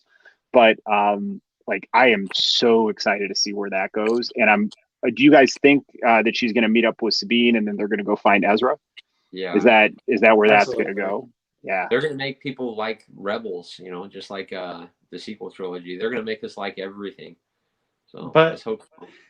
John, you're not a fan of Rebels? No, I like it, and I've watched almost all of them. It's just I don't like Ezra. I just don't like the Aladdin style. But no, I got Hera, Once a Bean. I love all the characters. Oh, and I also don't like the main guy, the Jedi. Kanan? Yeah, I don't like him either, man. I don't know. I love the Clone Wars. I watch them, all the time. I watch the Clone Wars. I still watch it, but I just can't get into Rebels. Obviously, there's good scenes like where Maul in the temple. I've seen that one like 8 times. There's episodes I can watch over and over, but I just don't like, when they're on the ship talking and the interaction between the characters. It just doesn't click with me. I've said this before, and I've said this before, and I'm so you've probably heard this before, but Twilight of the Apprentice. Oh my god, that episode in Rebels is some of the best Star Wars ever. So and I can't watch it without welling up when Ahsoka faces off with Darth Vader. I'm literally. I mean, little Salacious has a little puddle of pee dripping down the table. Look at this right here, man. This is how much I love that scene. I have my Star Wars Rebels display. And am I focusing right? Can you see? Yeah. I mean, look who's front and center in my Star Wars Rebels display. And the score. I can't believe you, dude. Ha! That's so funny. That's funny. That's great minds think alike, man. That's really funny. The music in that episode, the Ahsoka, I think is it Kevin Kline as the music production. I can't remember his name, but anyway, the score in that episode is haunting. Yes. Really beautiful music. Or how Vader's mask is just carved out, and you see like the scar and the red eye, and then you hear his voice with the Vader echo, so you could hear like Anakin's voice kind of coming through. Yeah, dude, and then when she's like, "I won't leave you, not again," and then he goes, "Then you will die." I was like, "Oh man."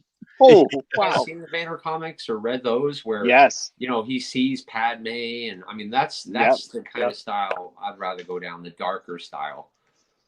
So what did you guys read the Vader comic where he's in the so the one where he's in the temple, and it's so cool because when he meditates he takes a body form, and then his arms are kind of like ethereal black and red smoke where his limbs come back. And then Padme is like kind of haunts him in the shape of a butterfly. And the thing that I want to know is, because there's nothing that these dudes do in these shows that isn't purposeful. When Grogu reached out with the Force, butterflies came when he was on that stone. So the butterfly is Padme's like avatar, or not avatar, Patronus. So I like that we're going to blend nerdy worlds here, but it's kind of like her Patronus, right? And so when Vader meditates, butterflies kind of come to him and like soothe him, or he sees her in visions through them. So why was that butterfly there, man? Was it maybe just to connect to Luke somehow? Because obviously that's his mom, or is there more meaning to that? I think there's blue butterflies in other Star Wars canon and in EU around the Force. I don't think that's the first time we've had blue butterflies in Star Wars. Actually, they may even have been some butterflies in the Old Republic, but I'm pretty sure there is blue butterflies elsewhere. And it's I might be wrong on that. Maybe someone in the chat can can help us with that one. Yeah, see, I was really hoping Rey was like a reincarnation of Padme, and that's how like Vader finally figured out how to create life, and he created Rey, and that's what I was hoping. But that never. I would have taken that instead. Yes. Yeah. I'll trade. Yes, I'll make that trade right now. Anything's better than being a Palpatine. That's why I wish they'd have people like us on the story group. Because ultimately we're the ones that played with. They claim they played with their figures and stuff, and then they have these mint figures when their legs are all stiff, and you're like, "Yeah, you guys never played with those things."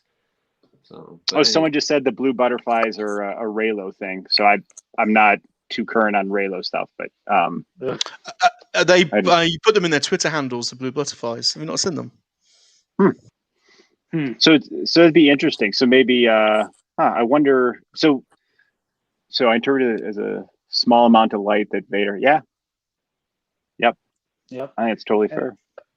If anyone out there, anyone that's watching in the chat, or if you guys, you should read all of Vader, Dark Lord of the Sith. That is, it's a 25 comic book. The Marvel Unlimited, and check them out. Nice. Unbelievable.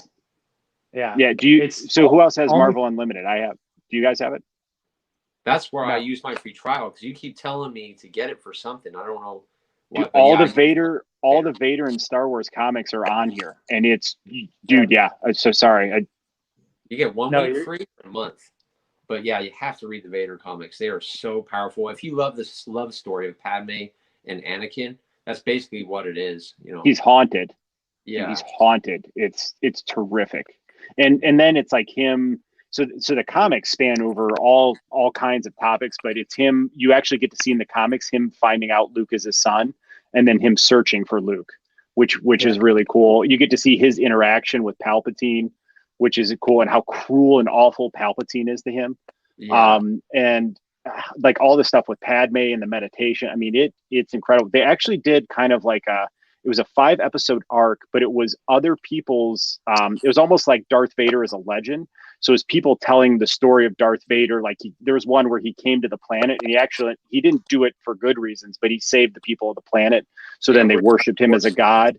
There's another one where there was a girl who was like a fangirl, and she was like he was a pop star, and she was following him around.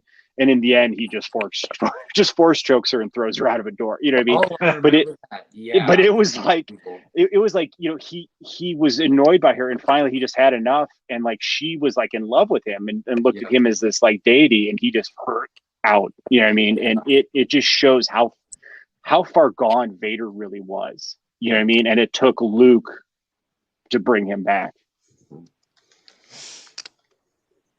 Yeah, that Charles Soule, I don't know how to say his last name, but yeah, that guy's talented, and you can tell he loves Star Wars in his writing.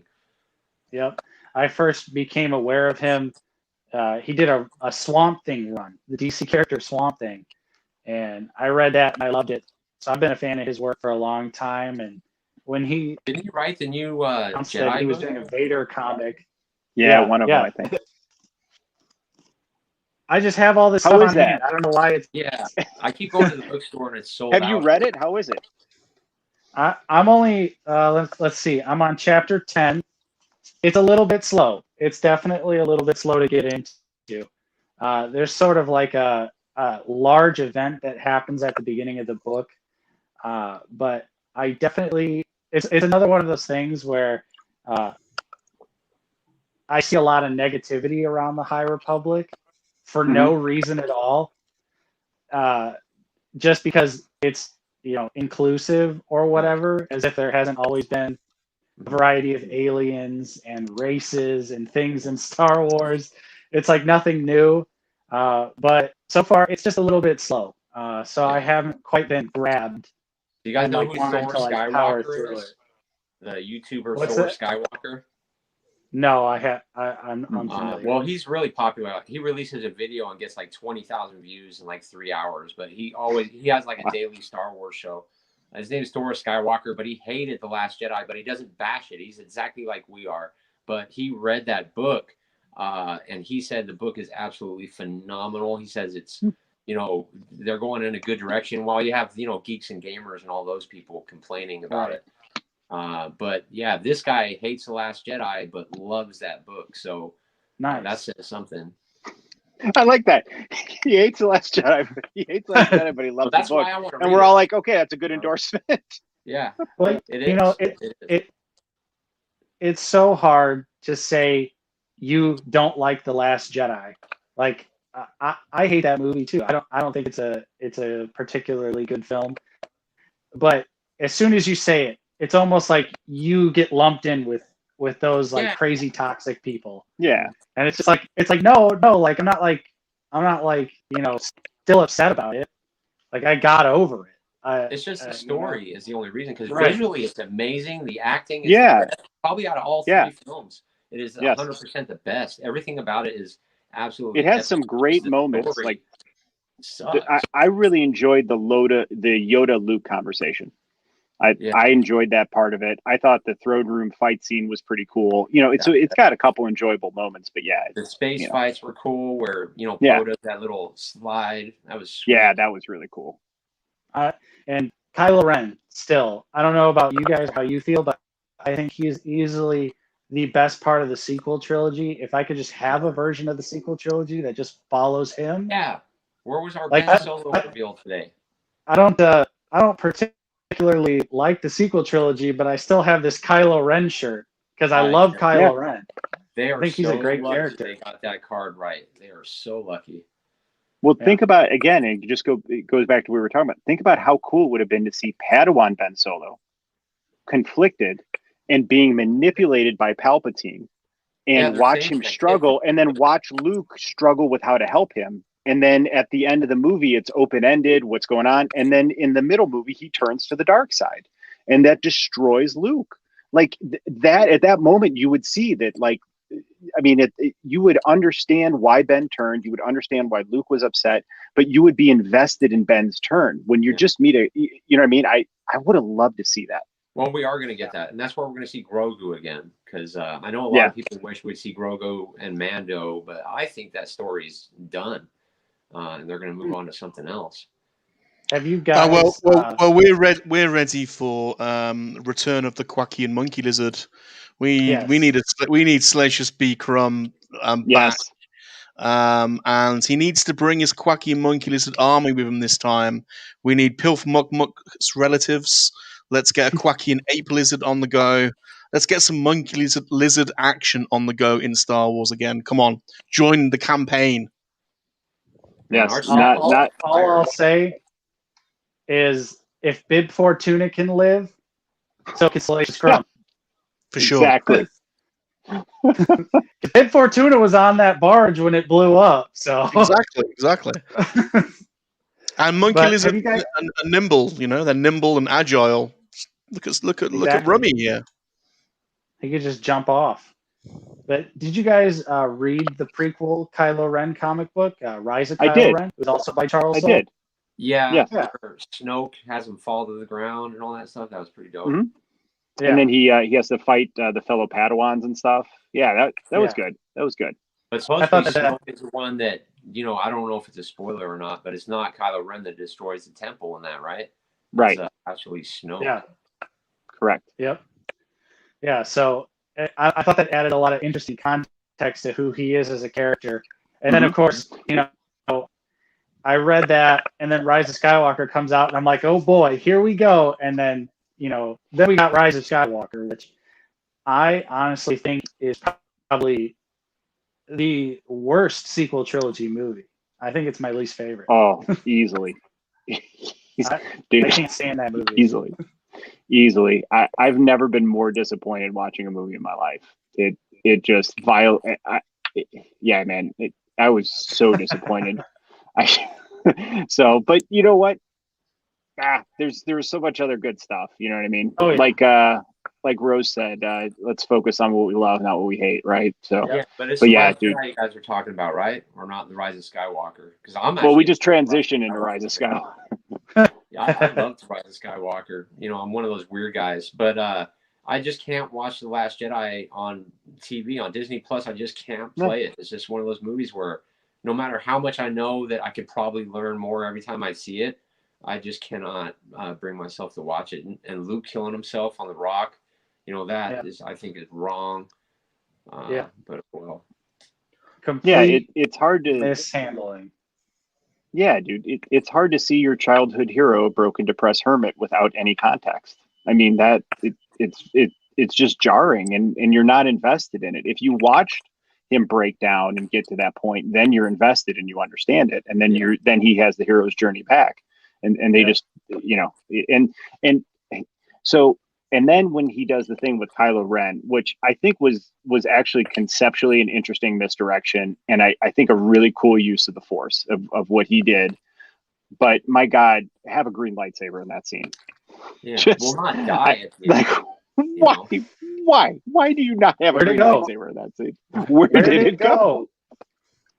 And I tried to justify it is he did it to taunt Ben, to have Anakin's lightsaber to taunt him. Great, you're super clever for doing that. Just give me the green lightsaber.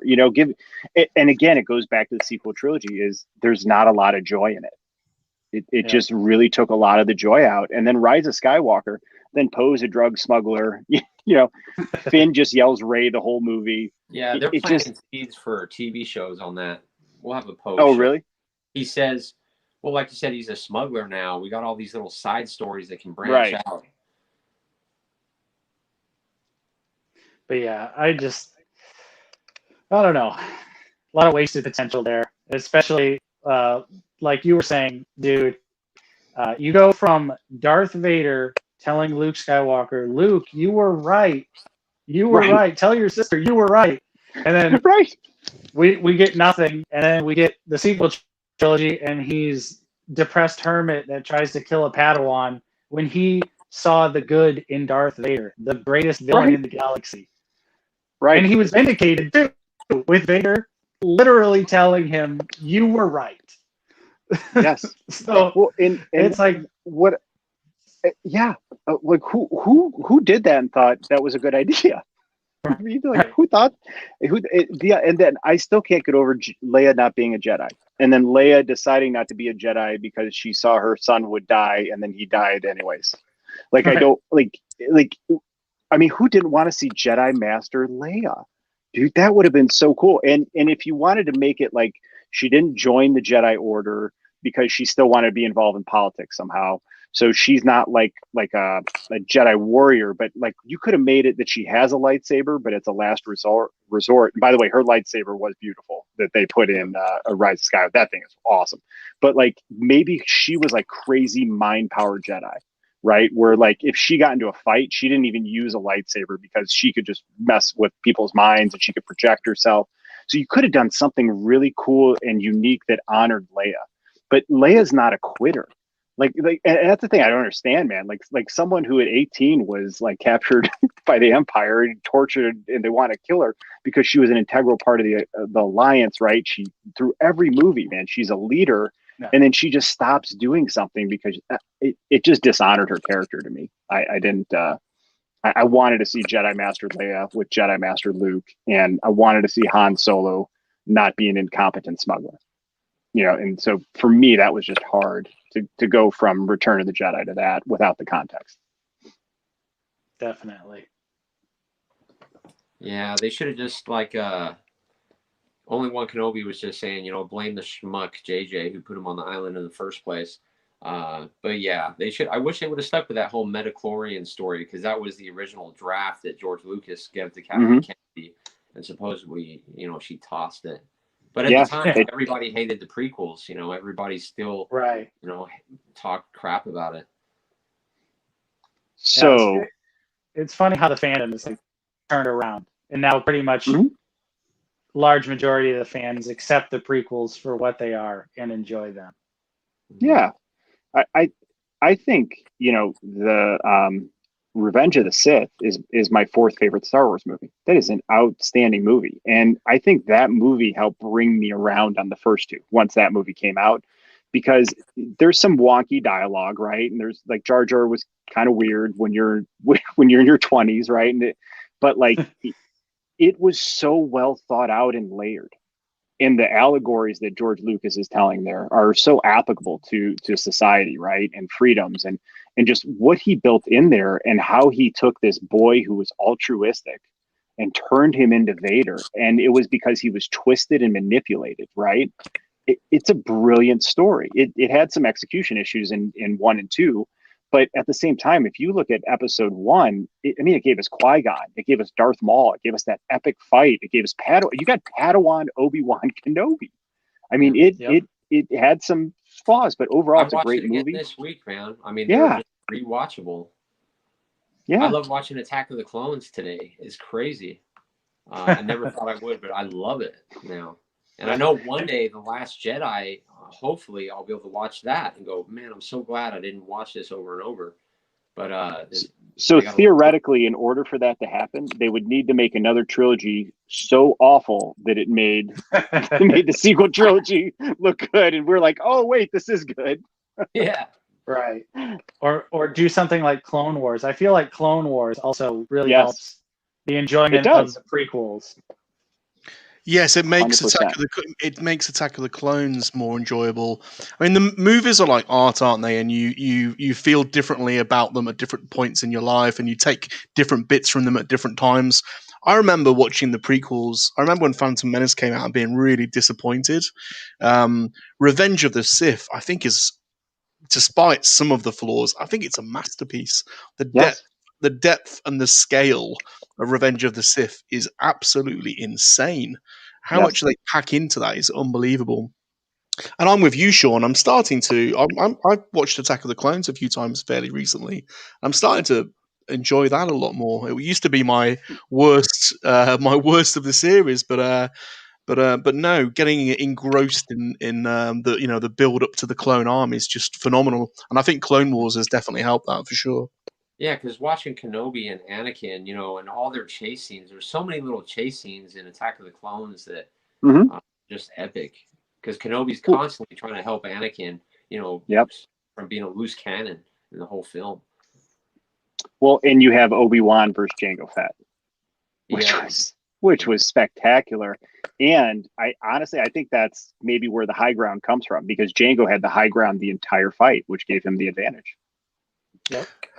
One of the best things about Star Wars is that it's generational, and we've got Apprentice Ewok in the house. He was 4 when the Phantom Menace came out, which is awesome. Oh, that's awesome. I was 21, I think. So the original trilogy, it was Return of the Jedi for me. It's Phantom Menace for Apprentice Ewok, and it's just amazing that a series, a long story like this spans so many generations, so that we can have these discussions across multiple generations. It's awesome. Well, and Star Wars is a modern mythology, isn't it? Is the modern mythology. It is. And to the point of how you appreciate things as you age, Jar Jar was definitely not my favorite when I was 21-year-old senior in college. But, I made sure my girls watched 4, 5, and 6 first, right? And then we started with the prequels, and they loved Jar Jar. And they were little kids and they're laughing. And then for me, it was like, awesome, because now I got to see Jar Jar through their eyes, and I knew why he was in the movie, and that made me love and appreciate Jar Jar, because they loved and appreciated him. So I totally get Jar Jar now. I was 6 when Phantom Menace came out, and I loved Jar Jar when I was a kid. I was like, this is great. I love this guy. He's goofy, but he's relatable in a way. Yep. Well, just like I was 6 when Return of the Jedi came out, and I loved those little murder bears. Loved them. Yes. Right? Yes. I mean, they're terrible. Like, as an adult, you kind of watch it and you kind of laugh a little, but it's like, I still love those little murder bears, man. Those me great. Too. Only One says Revenge of the Sith is great. Stuff that made him scratch his head in Attack of the Clones. Yeah, totally. Cool. Okay. We've done an hour and 50 minutes. Should we just pivot slightly just before we end on Marvel and talk about WandaVision just quickly? Yes. Can we talk about WandaVision? I've been pretty excited. I think we need to. We've had a couple of requests in the chat, I've seen too. Watched it. But it was probably, I don't know if it was the best one, because I've enjoyed them all so far. But it was very, very good. For me, this was by far the best episode. It was the first episode where I felt like I was watching the MCU, and it's purposeful, right? How they did that. But what a brilliant idea to have the first 3 episodes be the shows like that, and then explain how we got there, and not And I really felt like Darcy and Wu, when they were watching it and uncovering what was going on, they were all of us watching the show talking about it, because every question we had online, every question we were debating, the two of them were talking to each other about. And I thought that was a really fantastic way to handle all those questions, catch us up. And I think the really cool hint that came at the end was when they played Voodoo Child at the end of the show. I think that's really cool, because we are going into, I think, Mephisto territory. Sure. And so one of the things that was unique was, like, she at the end, she said, Vision, this is our home. And he's like, well, we could leave and go somewhere. And Vision's like, and she says, we can't leave. And I think that's going to lead to her making a deal with Mephisto, where she can have Vision back, but she can only live in that town. Yeah. I think there's some kind of like torture, like it's a deal with the devil, right? There's some kind of catch to it. I think that's a real interesting twist that could happen. What do you guys think? Him, the way he was, I don't want to say what it was, but Man, that was brutal. Yeah. Salacious has a MoNKeY-LiZaRD crush on Darcy. Sorry to bring it down to that level, but he's got a MoNKeY-LiZaRD crush on Darcy. I just have to say it. Sorry. I thought she was awesome in the episode. Like the comedic timing was spot on. But I love when she corrected everyone. She's like, "No, doctor." I forget her last name, but she's like, "No, doctor." And dude, her and Wu, I thought were really funny together. I like them playing off each other. I think that's a clever pairing. What are you looking forward to? Are you looking forward to anything coming up in the Marvel universe, Nate? Is there any of the content that's been announced that has your interest? I would say, as a pretty big horror fan, I'm looking forward to Doctor Strange 2 because it's directed by Sam Raimi. Yeah. Yes. Thor: Love and Thunder has my interest. I did like Thor Ragnarok quite a bit, but yeah, as far as anything else, really, I'm kind of just like Blade. Oh yeah, I mean, if Blade actually comes out, I'm definitely down for that. I love at least Blade 1 and 2. Blade 1 and 2 were awesome. Blade 1 and 2 were awesome. And Mahershala Ali, the actor they've recast, is amazing. So I'm quite hopeful for that. I'm familiar with him, but yeah, I just watched Blade 2 the other day. Still holds up. Still so good. Really is, man. Yeah, so, and I forgot, I brought down my Monica Rambeau Black Series figure. So nice. I think she was exceptionally well casted. I really, really like her so far in the show. And what I'm really interested in seeing is how she gets her powers and becomes Photon. So, and does she already have them from Wanda throwing her out of the bubble? Yeah. What is that power set? Does she fly or something as Photon, or what is she? She basically has the powers of Captain Marvel. It's like it's like she harnesses the photons of light and can fly and punch real hard and throw lightning bolt photon lights at people and stuff. So she actually was Captain Marvel in the comics for a period of time as well. Nice. We've been going an hour and 52 minutes. Is there some other? So we do talk about things that we're watching. Is there anything that anybody's watching at the moment that they would like to give a shout out? I watched something brand new this week. Go on. Cowboy Bebop. I watched 2 episodes of Cowboy Bebop. I did my homework. Oh, you did your homework. I really enjoyed it. And it is officially now in the cycle, and so I'm gonna watch all of it, man. Thank you for the recommendation. Totally enjoyed it. Really good. Just the dirty ships. It has a very Star Wars vibe to it, and like Bruce Lee mixed in. It's just epic. Really good. Yeah. Oh, and then they go I forgot to tell you, but they do bounties like for people that are watching our show. But it's kind of like the Mandalorian. They get these bounties and they're addicted to getting bounties, and they travel across the galaxy and. It was cool, man. It's like not what I expected, and it's awesome. Like I really, really enjoyed it. And then it because it's anime, so we're subscribed to HBO Plus, and I was looking through there, and they have something called Batman Ninja. Have you guys ever seen that? I've heard of it. Okay, so the premise is it's anime. And what happens is Grog builds this time machine, and there's like a bunch of villains, and then you have Batman, Robin, Red Hood, whatever. They're all there. They get sucked into this vortex, and they're dumped into feudal Japan. And so each one of the villains takes over an area of feudal Japan, and Batman comes in 2 years later. After for whatever reason, he comes in last 2 years after everyone, and the villains have taken over feudal Japan, and they built castles. And so it's him basically joining like a ninja clan, and he becomes like literally Ninja Batman. And with all these ninjas takes on, Joker and Grog, and then Harley Quinn's there, Two-Face. It was awesome. Visually stunning. The art in it was incredible. So I haven't watched much anime, but apparently I like it. So I'm gonna start checking out more of it. Yeah, I do too. What else would you guys watch? Nothing. I've watched shark shows on Disney, on National Geographic. Man, they are addictive. Yep. And Shark Week. Shark Week seems to go on all year, doesn't it? Yeah. It's never ending. Yeah. It really isn't. Honestly, the last thing I watched all 4 American Pie movies. That's awesome. Just completely on a whim. I was just like, you know what? I haven't watched these movies in a long time, so I just blew through them. And I also recently did watch Batman: Death of the Family, which is on HBO Max as well. It's like the new version of the story, and I thought that was really disappointing. I thought it was pretty bad. But also, I don't know how you guys feel about like Power Ranger-esque things, but I watched a movie called Psycho Goreman. Have any of you heard of that? No, I haven't.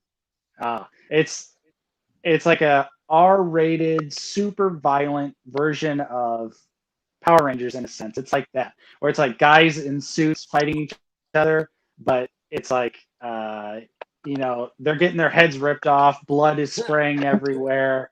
It's like completely ridiculous. The main character, his name is Psycho Goreman, and he's controlled by a little girl who has like a amulet that she basically can make him do whatever. And I don't know.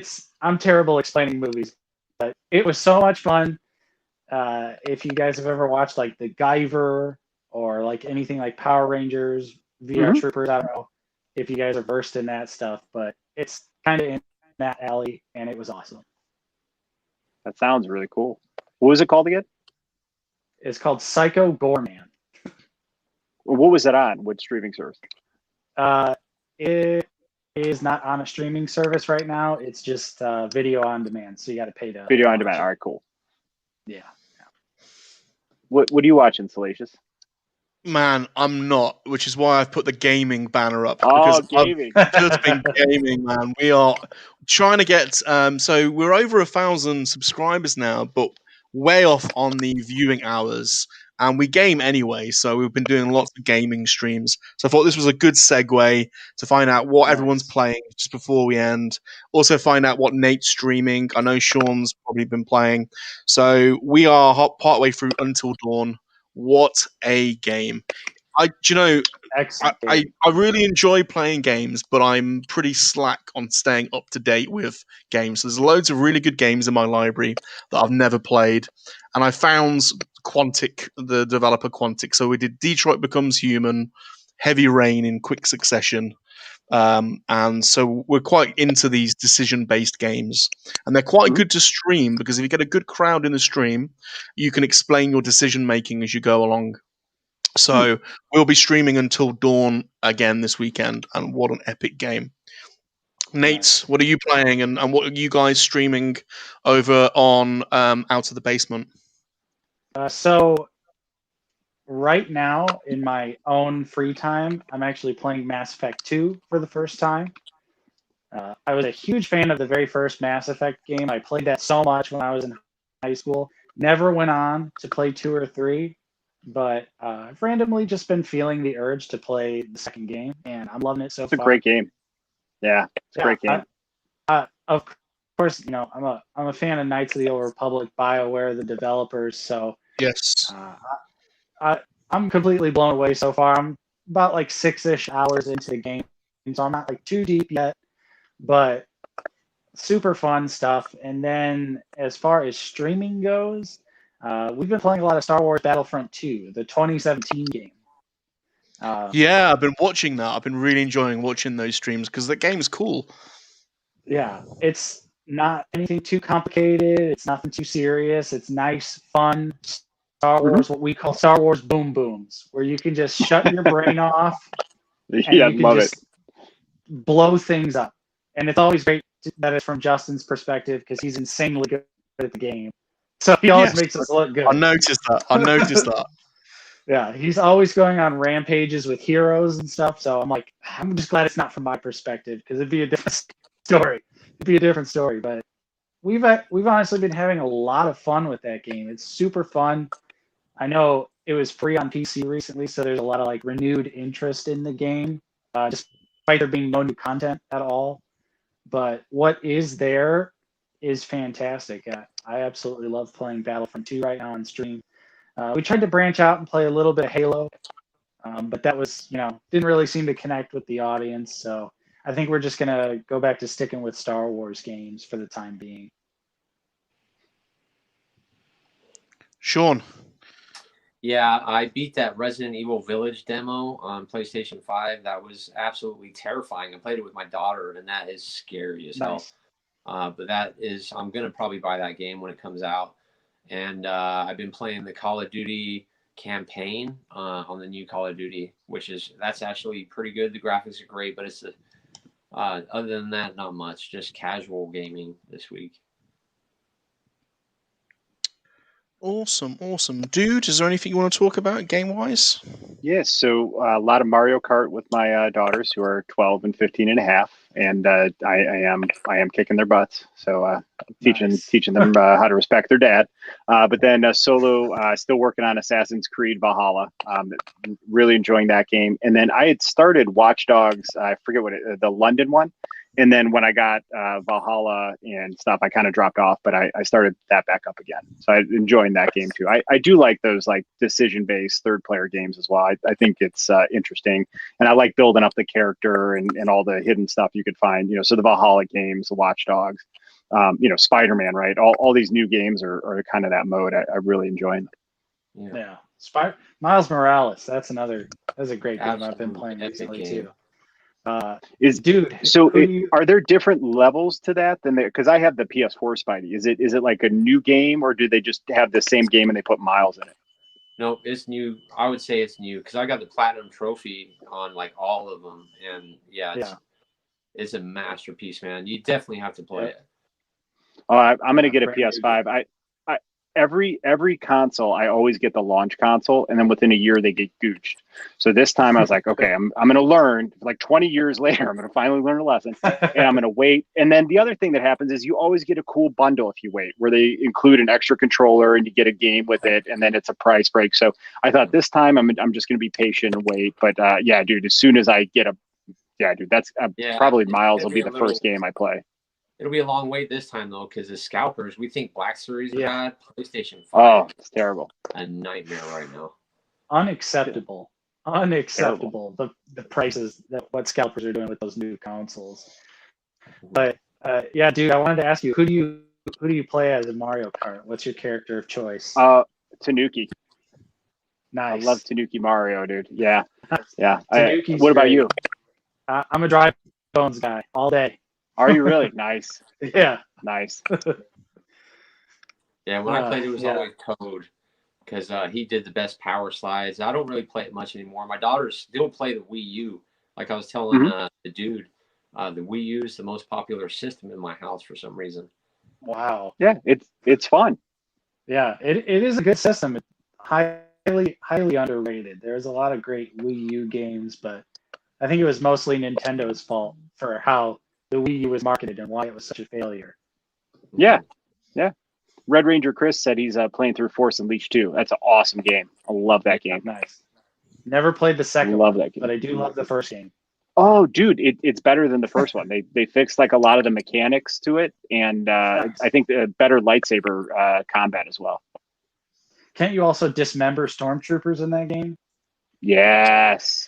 Yeah, that's what I remember from playing the demo. Is that I could cut a stormtrooper? As Lord George intended. Yes. Dismember the stormtroopers. I mean, you hit a stormtrooper with a lightsaber. What do you think's going to happen? The limbs are cut off. They're just wearing whatever the Star Wars equivalent of like plastic is. I can't remember the name of the stormtrooper armor, but I can't either. Yeah. Like but nobody lost a limb in the sequel trilogy, did they? I don't think. Did anybody? I think. I don't know. I don't watch them very often, so I don't remember much about them. Usually tradition, somebody loses something. Yeah, no, Ben and Ray didn't lose a limb. Yeah, no, they should have. That arm should have come off, just like everyone else. You're next. You're getting your arm cut off, and you're gonna like it. It's initiation in the club. Exactly. But yeah. So I do have a question for you guys. If we still have a second, what is the next video you're going to work on for your channel? Ooh. Yeah. I'm so backed up, man. It's not even funny. I finally slapped together the Mandalorian video and I released it today, the bundle pack. But that was horrific, Nice. man. And I had like 20 minutes of footage and I crammed it into 10 minutes. And to me personally, I absolutely think it's horrible. But my Luke Skywalker indoor video, I thought was horrible too. And that exploded. So hopefully it does well. I don't know if it will, but videos are getting harder and harder for me to make. It's weird. What about it's harder? It's kind of like anxiety because, you know, I can't say a complete sentence most of the time. So I constantly have to edit what I'm doing. And I always feel like, I don't know. It's just strange, man. And I'll get over it. I'll find my zone and go through the flow. And it's just getting hard for me. I don't know why. I understand that, Sean. There'll be times where I'm backed up deep on figure reviews, and I've shot tons of reviews I've never even posted. I filmed an entire 40-minute review for the Halo Jazzwares figures, never uploaded it. Shot an Endor Luke review, never uploaded it. So, I mean, I definitely feel you. Yes. It's just like sometimes you just, it's overwhelming in a way. That's the word. Yeah. Yeah, dude, I have 10 videos I've shot and not edited. And then I've got 5 I've edited that I just won't release. And Sean, you and I have talked about this. We're each our own worst critics. Like you know what I mean? Like we really critique ourselves, I think maybe too harshly, but I have the same issue. And then I'm just backed up creatively because there's so many I'd like to get to, but I only do like 2 a week. You know what I mean? Because there's a lot going on in life, and I think that's manageable and stuff. But yeah, that's kind of the hard thing too, is because if you don't get a figure early, for my channel especially, it's just white noise. Like a great example is I got the archive figures before the big channels, and in the first day that video had 1,000 views. And normally my videos in 24 hours are 100 to 200, which is great. Like I'm very, you know, that's all. But I couldn't believe it. And then Whoosh had his, and it was like burp. So I had 24-hour run, and then it's like gravity wins, man. The big channel has something and everything rotates to it. So for me, that's my anxiety, is like I like to open figures like we talked about at the beginning of the show, because I'm sharing it with people and they're sharing the joy back, right? Instead of doing it by myself. But like, I also want a video to be watched and interesting, and I don't want to be the 500 dude to do the same video. So that's kind of what I'm always thinking of, is like, how can I be creative or do a different spin? And that's why I started doing, like, either I'm taking this figure, here's how I'm going to take this figure and build a display around it, and then start integrating my display to it. And then the other thing I've tried to do is versus videos, and just to be different. So like my Moff Gideon, it was Moff Gideon versus the Imperials, but it was a backdoor Moff Gideon review because I spent the most time on him out of all of them, because he was new. But it was also fun ranking the Imperials and talking about them and why I liked each one best. And it actually, I had a lot of really good comments on the channel. So yeah, dude, I feel that anxiety too. And I just want to find a hook or a different way to do it, because who wants to watch? No one's going to watch the same, you know, I'm not going to be the 20th dude they watch unbox Jar Jar. I mean, it's not realistic. That's why I have my Jar Jar video. I want to do them so bad, but I want to do it absolute justice. And it's like, yeah, I'll do this one, but somebody's already did that. And it's like, oh, I'll do this, and somebody's already did that. You're like, oh, what can I do? And that's the anxiety I'm getting. 100%. Well, what do you guys think? So this was my idea for Jar Jar, and I, because Misa love him, but like what I think I'm going to do is I'm going to do Jar Jar versus Star Wars deluxe figures, and because we have Zeb, we got the armor, we have Cad Bane, and the heavy Mando, right? So I have 5, and I'm going to rank. It does, you know, is Jar Jar the #1 deluxe figure now? And I'm going to go through and compare them, because I think some figures might be more deluxe than others at that $29 price point. So, or it's kind of like, is Jar Jar worth $29 versus other deluxe figures? So I'm hoping that it's different enough, and then now we get to see Jar Jar in the context of comparing him to the other deluxe. You know, is that interesting enough for someone to watch when they've maybe already seen, you know, 3 people do a Jar Jar video? So, you know, I think being a channel my size, that's and not in a bad way, but that's the mental exercise of being creative and trying to figure out what other people would be interested in watching, but also brings me joy or is mentally stimulating for me to create. Yeah, most people have the tolerance for, I think, 3 of the same video, and at that point, they'll forward through it and or they'll get past it. So, well, I'll tell you sorry, Slash. I was just going to say, let's no, go on. I was going to pass on to Nate, and I was going to put his website up, his YouTube channel up, so he could tell us what's going on Out of the Basement over the next. Is that all right? Can I move on? Can I do that? Yeah, because I got to bounce here in a minute. Let's. So Nate, his Out of the Basement YouTube channel. What's going on over on your site? What's coming up? Video wise. So next in the pipe, next review is McFarlane Batman. That should be up on Sunday. I've already shot that one. I just got to edit it. Gonna be doing a review of the Mythic Legions figure that I showed earlier, but I've kind of been thinking about doing something different with it because, like you mentioned, dude, still to this day, even for a big channel like ours, if we don't get something right when it comes out and it's not Star Wars related, those videos are going to tank. I mean, you can see it right there. I recently posted a Ghostface review. It got a little over 200 views. Same thing with the DC Multiverse Red Hood. So, like, that struggle is still there. So I've been kind of thinking maybe I want to do something different for the Mythic Legions figure, simply because it's already been reviewed. I've already seen a lot of the big YouTubers post their reviews of that figure. So in a similar way, I've been trying to think of something I could do where I can talk about this figure because I love it, but it's not necessarily a straightforward review. Mm-hmm. But yeah, and then of course we post, Figure It Out every single Friday. You can always count on there at least being an episode of Figure It Out a week. But yeah, we really honestly don't plan out our videos that far in advance. Sometimes it's like a day of kind of situation. Right. Like our orange line ranking video. We were like trying to rack our brains for topics, and we were like, all right, let's rank the entire orange line. And that was awesome. I really enjoyed it. Thank you. And I thought it was crazy that there was actually some people commenting that didn't even know the orange line existed. They thought the Black Series was the red and black box and beyond that. So I kind of also really enjoyed that from like a history perspective. To be like, look at these old Star Wars figures from 2013. Look at how far we've come. Mm-hmm. Especially with photoreal, articulation, everything like that. Now, back in the day, there might have been some more accessories, but, I don't know. I thought that was fun.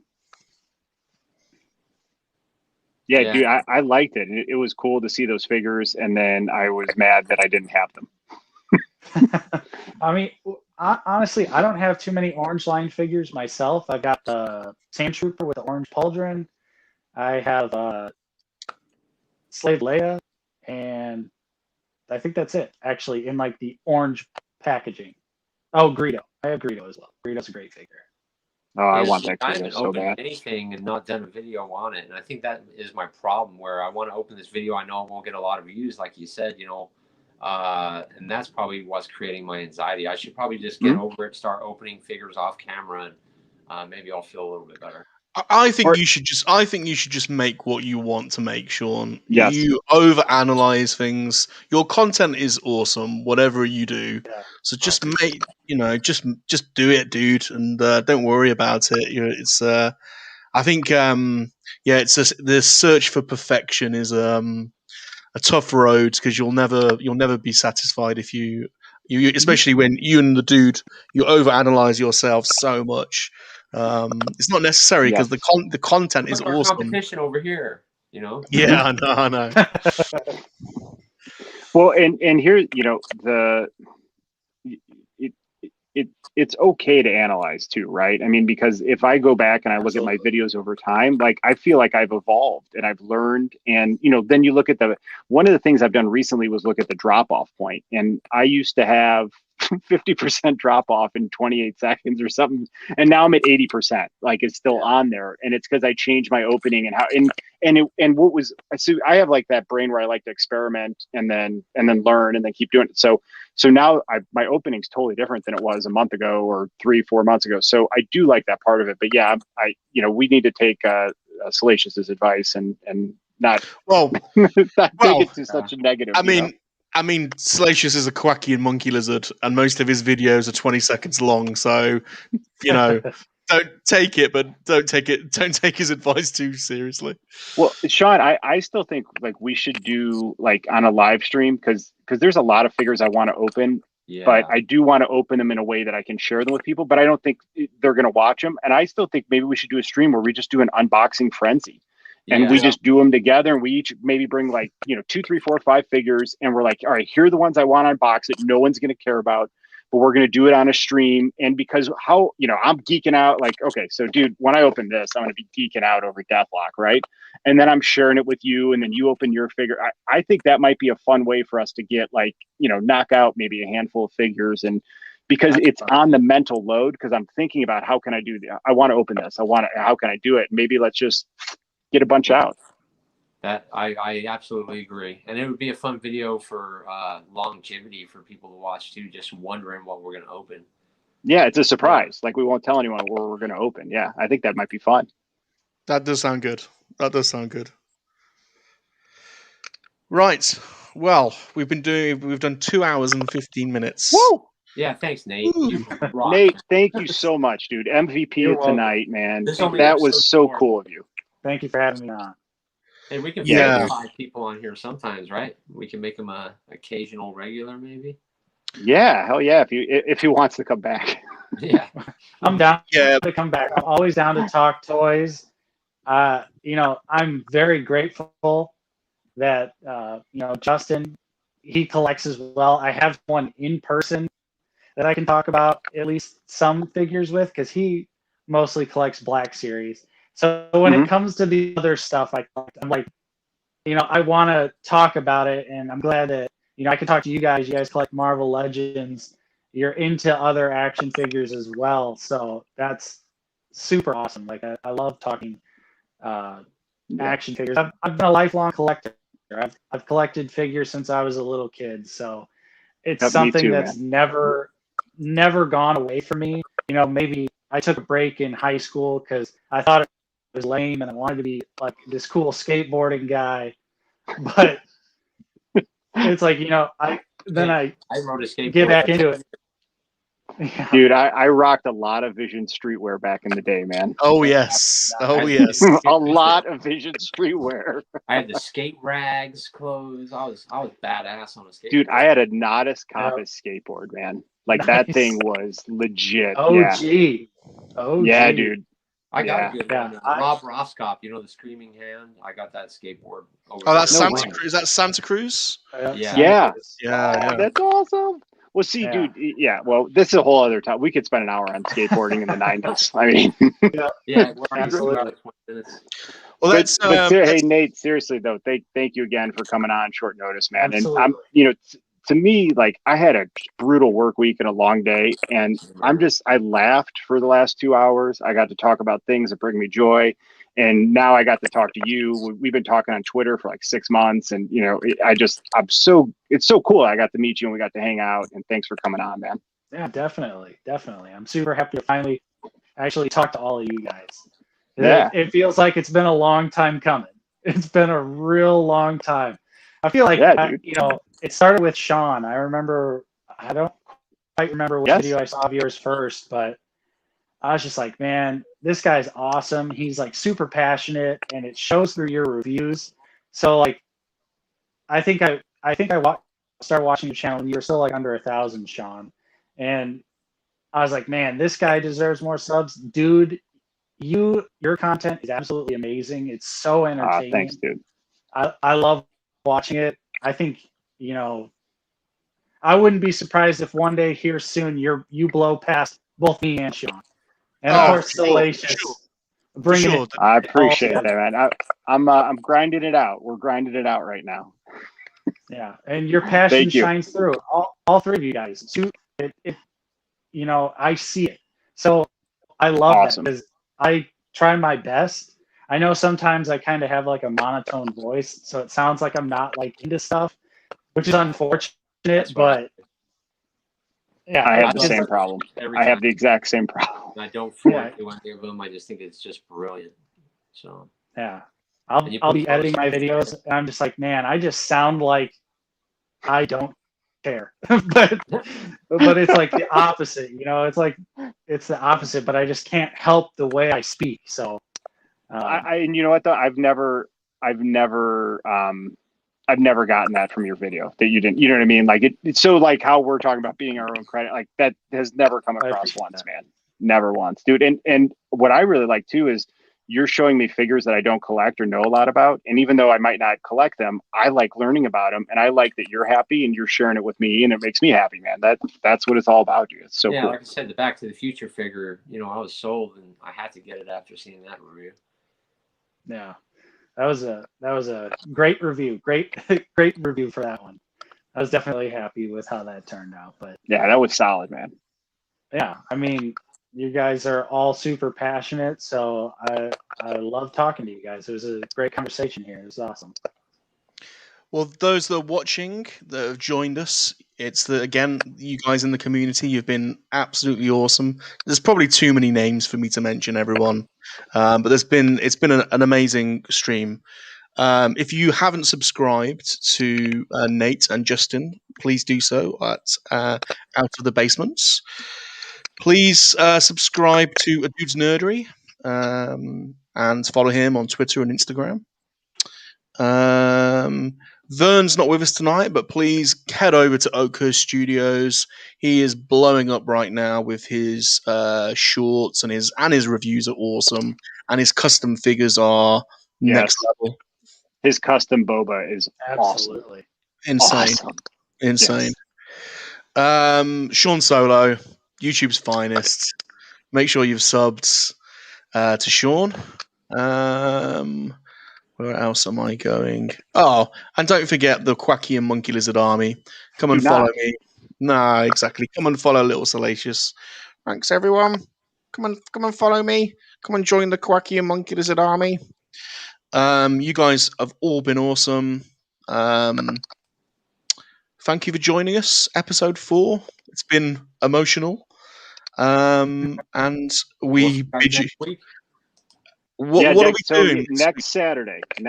So for anyone who's still watching, or if you're watching on the replay, we alternate Friday and Saturday. So Friday it's 7 Eastern, and then Saturday is 6 Eastern, which is that 11 and 12 UK time. That's right. We like to confuse people, but you'll get the hang of it. There's only 4 of us to follow. Yeah, and Salacious likes to stress me out to get here by 7 on a Friday, which is like my work day from hell. So I'm always not as hot as Sean, though. Sean always comes in a little bit hotter, but we make it. Sean loves to come in hot. He loves coming in.